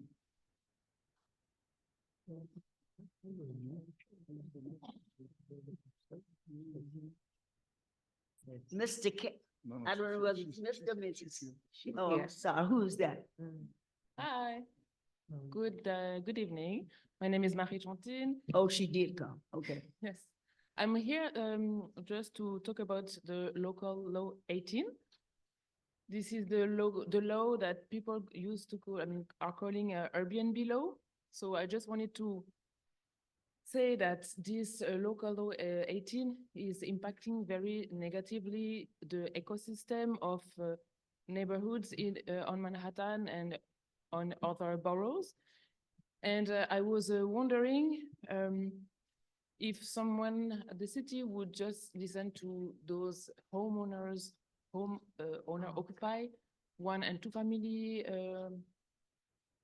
building to explain that the loss of income for businesses that are living with income from tourism and us homeowners who really needs those extra income to maintain the buildings we are living in, to just afford living on Manhattan when you are a family. That's the fact that the city is overreaching what we can do with our home, knowing that those homes that we have are not on the market, is really very impacting negatively New York City. So all the people I used to host are now going to New Jersey. So New Jersey made a jump of 80% for their booking for short-term rentals. And still those kind of rentals are very necessary for people who are coming for example, in Harlem Hospital to be close to a family member because someone is sick, they want to stay 2-3 weeks. We cannot host them. And what I want to say is that guest house used to be there before hotel. You go to Greece, there is no hotel on some island. You just go to someone's house because he's kind enough to host you. So this is something that is very meaningful for us homeowners of only 1 and 2 family house, because we understand that this law is amazing and has to be big measure needs to be done. But I think you should carve out the very small guy who are not big business, just trying to make a living. And for example, Harlem is the only place that we can afford when you are a family with 3 children, because you have bigger spaces, cheaper rent. Thank you so much. Do And you have a something I written wanted to report bring. or will you submit Yeah. it in writing? I will send it Email through email. to the staff. Thank you. Thank you so much. I'm not sure, but the last name is Campbell. Do we have anyone by the name of Campbell here? Madam Chair, just for a point of reference, she was referring to what we know as Airbnb. Airbnb, Okay. Airbnb. Right. Mr. John Dillon. Mr. Campbell is here. I'm right here. I'm sorry. Okay. Good afternoon, everyone. My name is Shanor Campbell. I'm a student at the University of Mount St. Vincent, and I'm also the younger brother of Ramali Graham, who was killed in front of me and my grandmother in our home by the NYPD in 2012 when I was just 6 years old. I'm here today because even though lots of people don't want to vote, next year is the election year for the mayor's seat. And I want to bring that to light because using the undemocratic charter revision process to expand the NYPD's power instead of focusing on protecting the people you are elected to represent.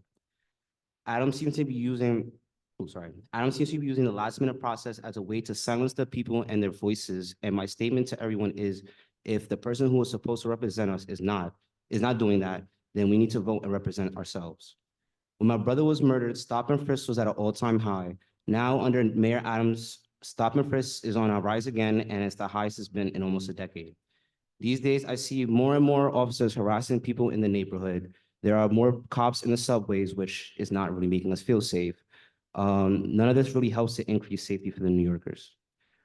This is why I've joined 27 other family members of the New Yorkers killed by NYPD in endorsing the How Many Stops Act. It's also why I'm urging commission members not to use this process to make it harder for New Yorkers to pass police reform laws. It's already really difficult for us to pass anything that touches on police transparency and accountability because NYPD has already had too much power over the legislative process and public affairs. The How Many Stops Act went through a rigorous democratic process in which there was a significant public input and the bills were even held up to make time for negotiation between communities. The council and administration, including the NYPD, in contrast, this charter revision process is rushed and politically motivated to block the council's advice and consent law from going on the ballot. This process for this charter revision is being rushed into just 7 weeks from when you held the first hearing to the commissions, to when commissions will vote on what will be on the November ballot. You're scheduled to vote in 2 weeks, but you still haven't shared the final language with the public. There is no need for that kind of rush unless this is a biased or rigged process. In fact, I heard that at a hearing last month, 2 other family members of New Yorkers were killed by the NYPD, got muted because they couldn't even finish, got muted before they could finish their sentences. It seems like this happened because they were raising concerns when people who are just repeating the mayor's and NYPD's lines were allowed to go over time and finish their comments.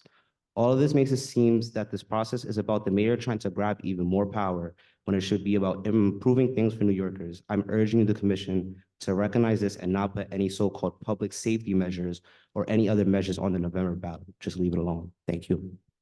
Thank you.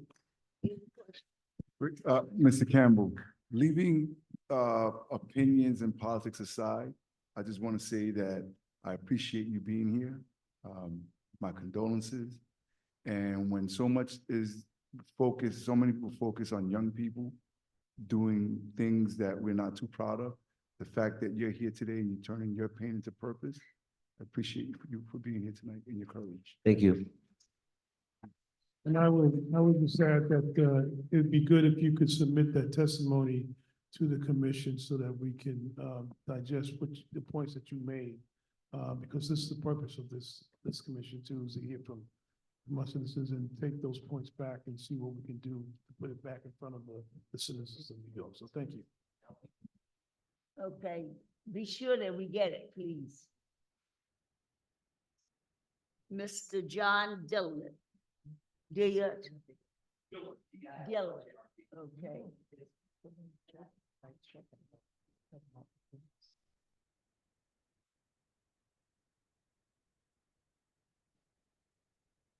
Good evening, Madam Chairman, and all of the commissioners who are sitting before me.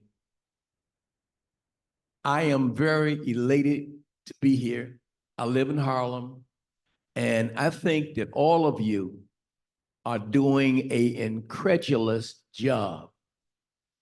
Now, I would like to know, because I missed a point, the city has $112 billion budget. $1 billion budget. Billion dollar, 12 billion. The other thing is, I would like to get in the NAACP. I'm openly saying this, if I could get in. Dr. Dukes, the other thing is I would like to get involved in politics. I'm a confidential investigator. I retired from the New York City Department of Corrections 30 years. I'm giving you my background. I graduated from Bethune-Cookman University down in Florida, Daytona. I have a degree in sociology, and I also have a degree in paralegal studies. I'm an ordained and licensed minister. And so I have I guess this is my testimony. I want to get in politics and I want to be involved in the community to help people in general. That's basically what I want to do.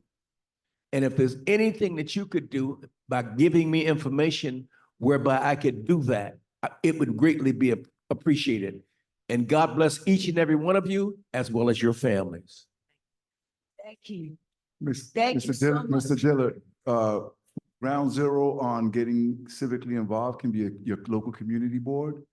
If you want to get involved in the politics, not that's in governing and policy, but you can go to your local elected official or some local campaign office and start getting involved there. I'm sure that there are many candidates that are running this year who can use your support, who can use you as a volunteer. But you can go to your local community board or your tenant association or your precinct council meeting and start from there. Thank you very much. Yep. Any other comment? Members on the Zoom? Here none, I'm not sure who's giving me this writing here.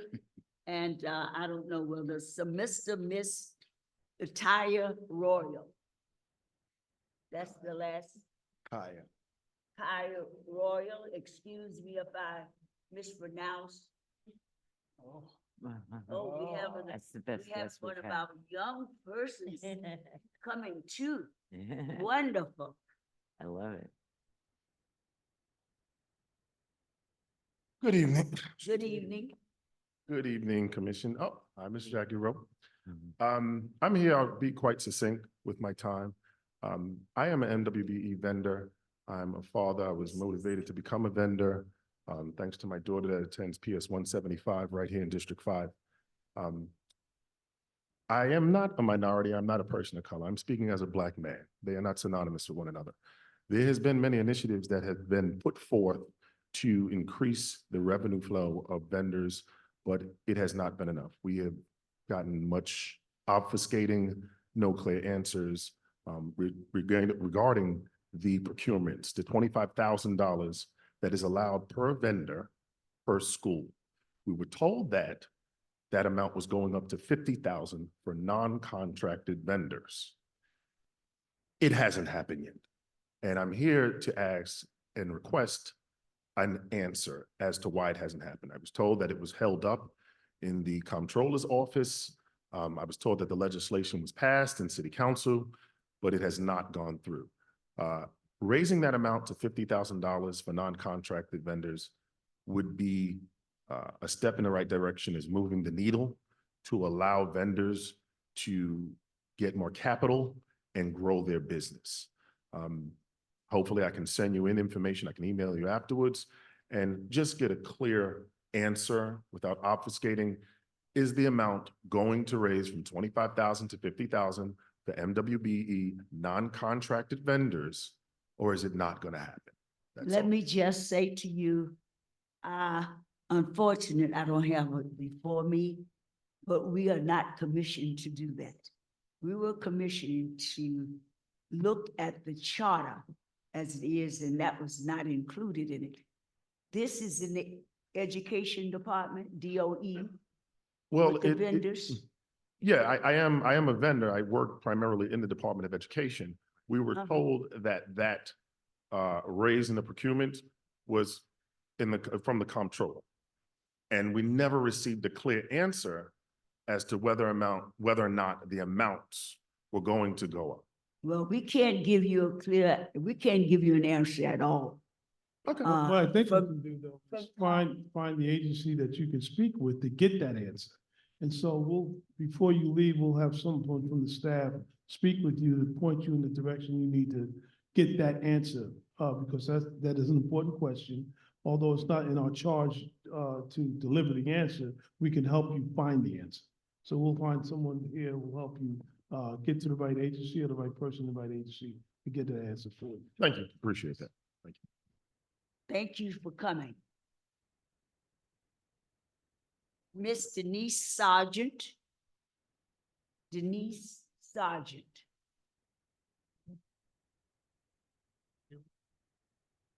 Miss Marlene Taylor. No? Marlene Taylor. Oh, she is, okay.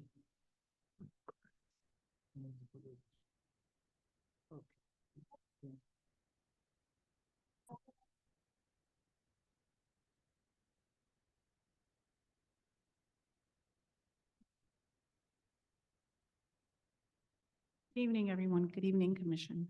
My name is Marlene Taylor.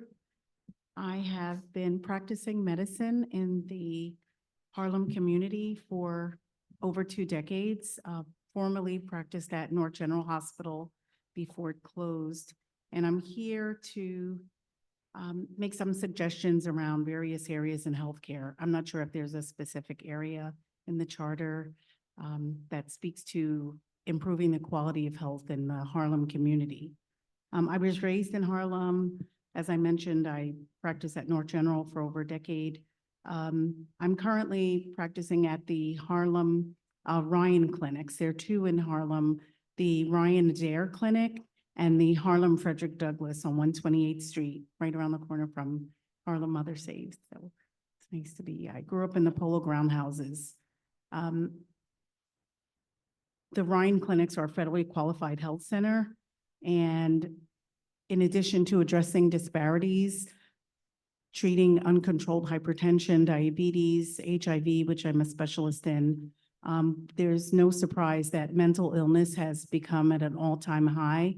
And my concerns around that impacting the community is why I'm here this evening. Post-COVID, and even though we're approaching another, hopefully not another epidemic, but approaching this time where, in addition to the social determinants of health, like homelessness, poverty, food insecurity, mental illness is something that even walking from the clinic on 128 to 125th Street, I pass at least 5 to 10 patients who are not only clearly acutely mentally ill, but just sitting there in various ways that it's clear that they need to be treated.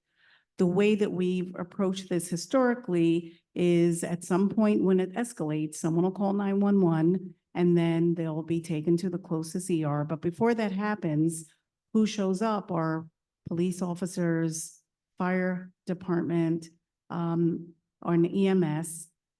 Sometimes they don't reflect the community. And there's a circle that the patient winds up back in the community. What I'm advocating for is that with the increase in clinics, like Mount Sinai has a new clinic on 124th Street, with the increased visibility of Columbia University, we have academic agencies and institutions who are in our backyards. However, those students don't always come back to the community in a way that's really needed. I was trained at Harlem Hospital, again, back in the early 80s, late 70s.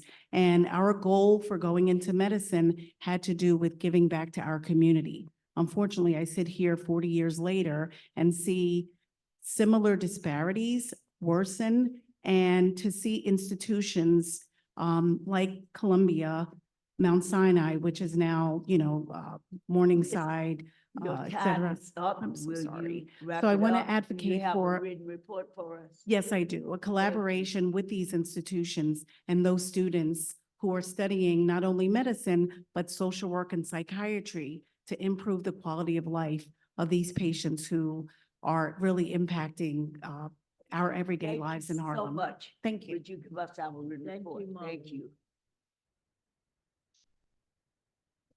Any questions from you?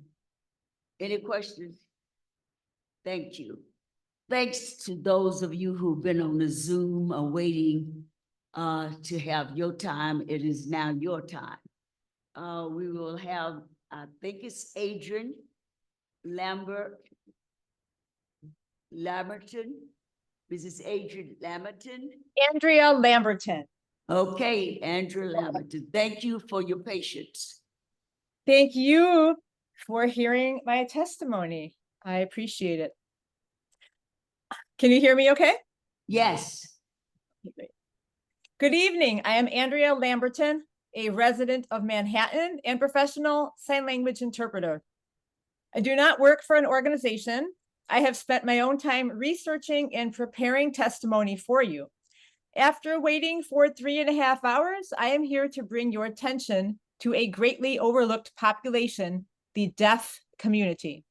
There are approximately 30,000 people in New York City who are a linguistic minority, who are not hearing impaired but are deaf, whose primary language is ASL. They require interpreting and translating services in every facet of daily life. New York City's 30,000 plus deaf community needs greater access to ASL interpretation and ASL translation. The community also needs a commission for the deaf to coordinate and enforce citywide services, but none of these can happen without recognizing the Americans with Disabilities Act in the New York City Charter. It is widely known that the ADA is the law that provides for ASL interpretation as a reasonable accommodation, allowing access for people who are deaf, and that deafness is one of the federally recognized disabilities. I have read through the chapters of the New York City Charter, and nowhere does it explicitly reference the ADA. Even though I see the words disability and language access sprinkled here and there, I know as a citizen of New York, I'd feel better having the law recognized and named in every section that pertains to disability or to language translation. I have also read the city charter's preamble, and I testify that our deaf population are neglected on all points due to a lack of ASL interpretation and translation. The deaf community is wide and varied, reflecting all races, religions, countries of origin, gender, and socioeconomic class. Naturally, there are a large percentage of deaf New Yorkers who are thriving, who are college educated, who are parents, professionals, and Broadway performers that require ASL interpreters in all facets of life simply because they cannot hear. But there is a large deaf population that also needs ASL translation. According to the New York City Language Access webpage, interpretation is the facilitation of spoken communication between users of different languages. Translation is the transferring of written information from one language to another.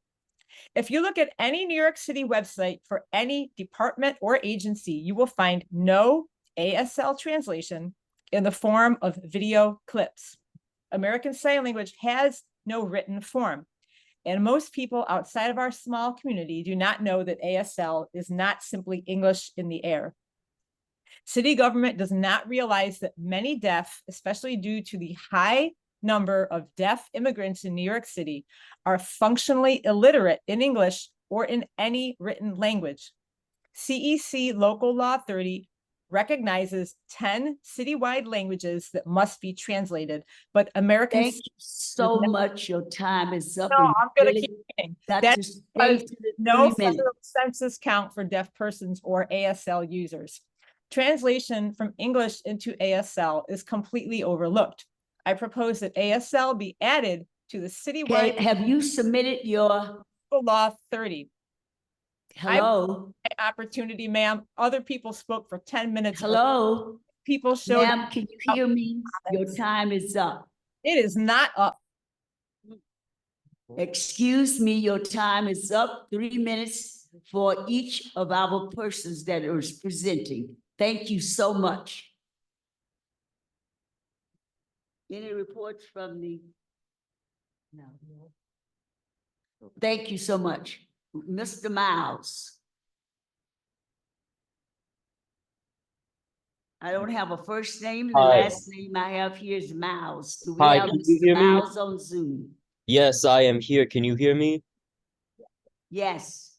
Hi, 3 yes. minutes, please. Yes, ma'am, this won't even take that long.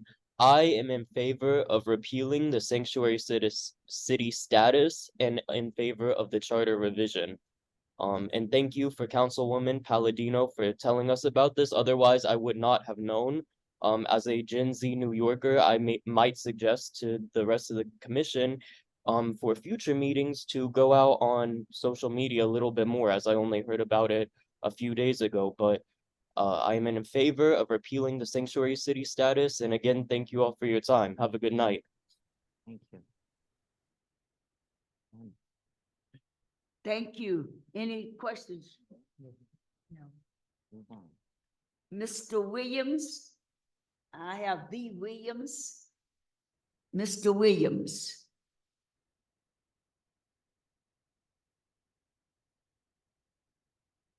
Are you there? You're muted. Okay, I'm sorry. Hi, could you hear me? Yes. Hi, my name is Gladys Williams, and my son Antonio Williams was killed by NYPD in 2019. He was just a Black man standing in the street in the Bronx waiting for a cab when the plainclothes officers had jumped out the vehicle, beat him, shot him, and killed him, and also shot into the air recklessly and also shooting one of their own. I'm testifying to call for the Charter Commission not to place anything on the November 24th, 2024 ballot. I was shocked to learn about this commission, your rush timeline, and reporting that cites the How Many Stops Act as one of the supposed reasons this commission was created. I am speaking as a mother and as one who fought for the How Many Stops Act. when the NYPD murdered my son Antonio. It was because they illegally escalated what have just been a level 1 stop. I was proud to fight for the How Many Stops Act and speak at rallies to elect officials and the hearing because this was also a way to fight for my son. It took a long time before the city council passed the legislation, and it wasn't a secret or rushed or a hidden process the way this commission seems to be. In fact, part of why it took so long to pass the legislation was that the NYPD has too much power, and the legislation related to them, whether it's the city or the state level, they held up the passage, and with the mayor, they led a massive misinformation campaign with their press assets and their money for public relations. I was proud of the city council for overriding the mayor's veto, especially after a huge misinformation of bullying by the NYPD, these common sense, simple laws. The rush timeline already makes this seem like a rigged process. It's not that I'm calling on you to or put anything in the ballot in November 2024. It's outrageous to think that you've rushed hearings through for a month only since June 5th, and you're scheduled to vote on final ballot language on July 25th, even though you haven't told New Yorkers what the final ballot language will be. There's no good reason to rush the charter changes through in less than 2 months. This is the democracy. This is a sham. I'm calling out to do the right thing and to put anything for this commission on November 2024 ballot. I'm speaking for the families that have lost loved ones by the NYPD. I'm fighting for this How Many Stops Act because I believe that New Yorkers have the right to have this for them. Just think about the New Yorkers and the people who are also trying to speak out. Thank you. Eddie? Yes. Thank you so much. And I hear you and we hear you, and that's why we're here. But I also want to say this. I hear your concern, but I know you just said, you had tragedy. I'm a mother who lost 2 kids to gun violence. And I want people to know that when we talk about the police, we need to help each other stop some of this gun violence that we are killing each other. And I just need to say that. That is so important, and a lot of emphasis is not on that. Every day, we are killing each other, and it takes the community to take back their kids and take back their community and find out who put these guns in our kids' hands that's killing each other. I just want to say that, but thank you for your testimony. Mr. Christopher Johnson. Hey, hello, can you hear me? Yes. Hey, my name is Christopher Leon Johnson. I'm on the bus. I'm on the B12 bus headed home. But I want to make this clear to the Justice Committee. You guys have enough platform. You guys own the public advocate. You guys hog all the city council hearings and city hall stuff. Why are you guys complaining on the chat about how this meeting is going? And another thing about Antonio Williams, why won't the family of Antonio Williams bring up Brian Mulkeen, who was killed in that same situation with Antonio Williams? Now, of course, nobody deserved to die, but people need to start giving respect to the cops that get killed on the job too, other than the alleged criminals too. This is getting ridiculous. Now, I want to make this clear, right? I want to make this clear. Cops killed them too, but Antonio killed the cop too. So it just back over the side. But let's go forward. Now, I want to make this clear, right? What we need to do in this for November is to put How Many Stops Act on the ballot to repeal it, because it was a legal way that they put this bill. They did a lot of ethical tactics to get this bill passed with the help of the public advocate, the speaker, and the Justice Committee. And another thing that we can do on the ballot is to repeal the sanctuary city laws, because another thing that's big in the city. Like I say, I'm not anti-migrant. I love my migrants, but what's the big issue in New York City is that we have a lot of criminals that are migrants that have committed a lot of crimes, and these sanctuary city laws in New York City are protecting these guys and gals. So this needs to be repealed. There's 2 things to be on the ballot. And one more thing is we need to stop the influence of lobbyists on the community boards and the cops on the community board influence on open plans and make all these corrupt nonprofits to infest the community boards. So there's a few things that need to stop in the city. Like we need to put sanctuary laws and repeal How Many Stops Act. The people that are complaining about this charter commission, I appreciate everybody that's on this charter, that's on the board, including Diane Sabino. The people that are complaining are the nonprofits like the Justice Committee that takes over the city council. They run the city council, and they think that you guys on the board are like Cindy Nurse and Mr. Yusuf Salam that they could bully and threaten. So that's the truth. Like I said, like the cop, like rest in peace to Brian Mulkeen. He didn't deserve to die. Brian Mulkey was doing his job and he died because they told him willing negligence and ignorance. So thank you to the Charter Commission. Like, don't be bullied by these corrupt nonprofits that's going to be there tomorrow and the next days coming up. Please not be bullied. So shout out to the commission. So thank you. Thank you. Thank you. Any questions? No. Thank you, Susan. We don't have a last name. It says Susan. Is Susan on? There's not a last name, Susan. Yes, I'm here. Yeah, she's there. Hadley, I'm sorry. I'm trying to start. We can't Oh. hear you. Are you muted? No, I'm not muted. You can't hear me? Here. We can't hear you. We can hear her. We can hear her. We can hear her. Hello? Yeah. Yeah, we can hear you. Okay, I'm trying to unmute. I can't undo my video, it's telling me. I don't know why. Okay, we can hear you, so. We can hear you. Okay, so I'll just speak. Give me 1 second. Thank you, commissioners, for having me here today. Thank you for the opportunity for me to speak. My name is Susan Hadley, and I'm representing the Civil Rights Union of Vocal New York. Vocal New York is a grassroots membership-based organization working to end mass incarceration, homelessness, the war on drugs, and the epidemic of HIV and AIDS. I live in Harlem, born and raised. I also have my children and my grandchildren in Harlem. I stand before you deeply concerned about the current charter revision process. I did not even know about the commission or this hearing until last week. This speaks to some of my concerns about this process, excuse me, that has not properly focused on the public's ability to participate. It seems like the point of the commission is to keep people like me out of this process.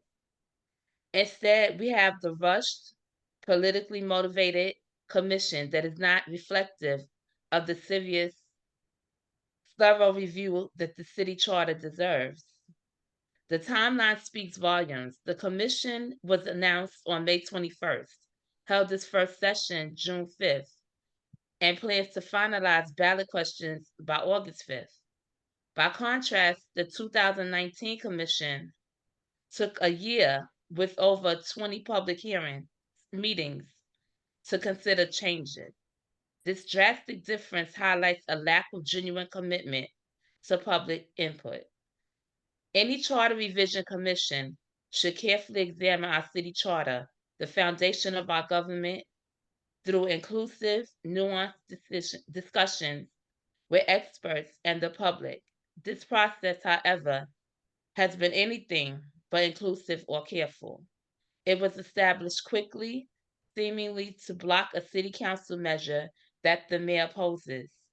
As reported in the Daily News, it has been clear that the intent of the commission is to weaken the council's authority, especially concerning public safety legislation.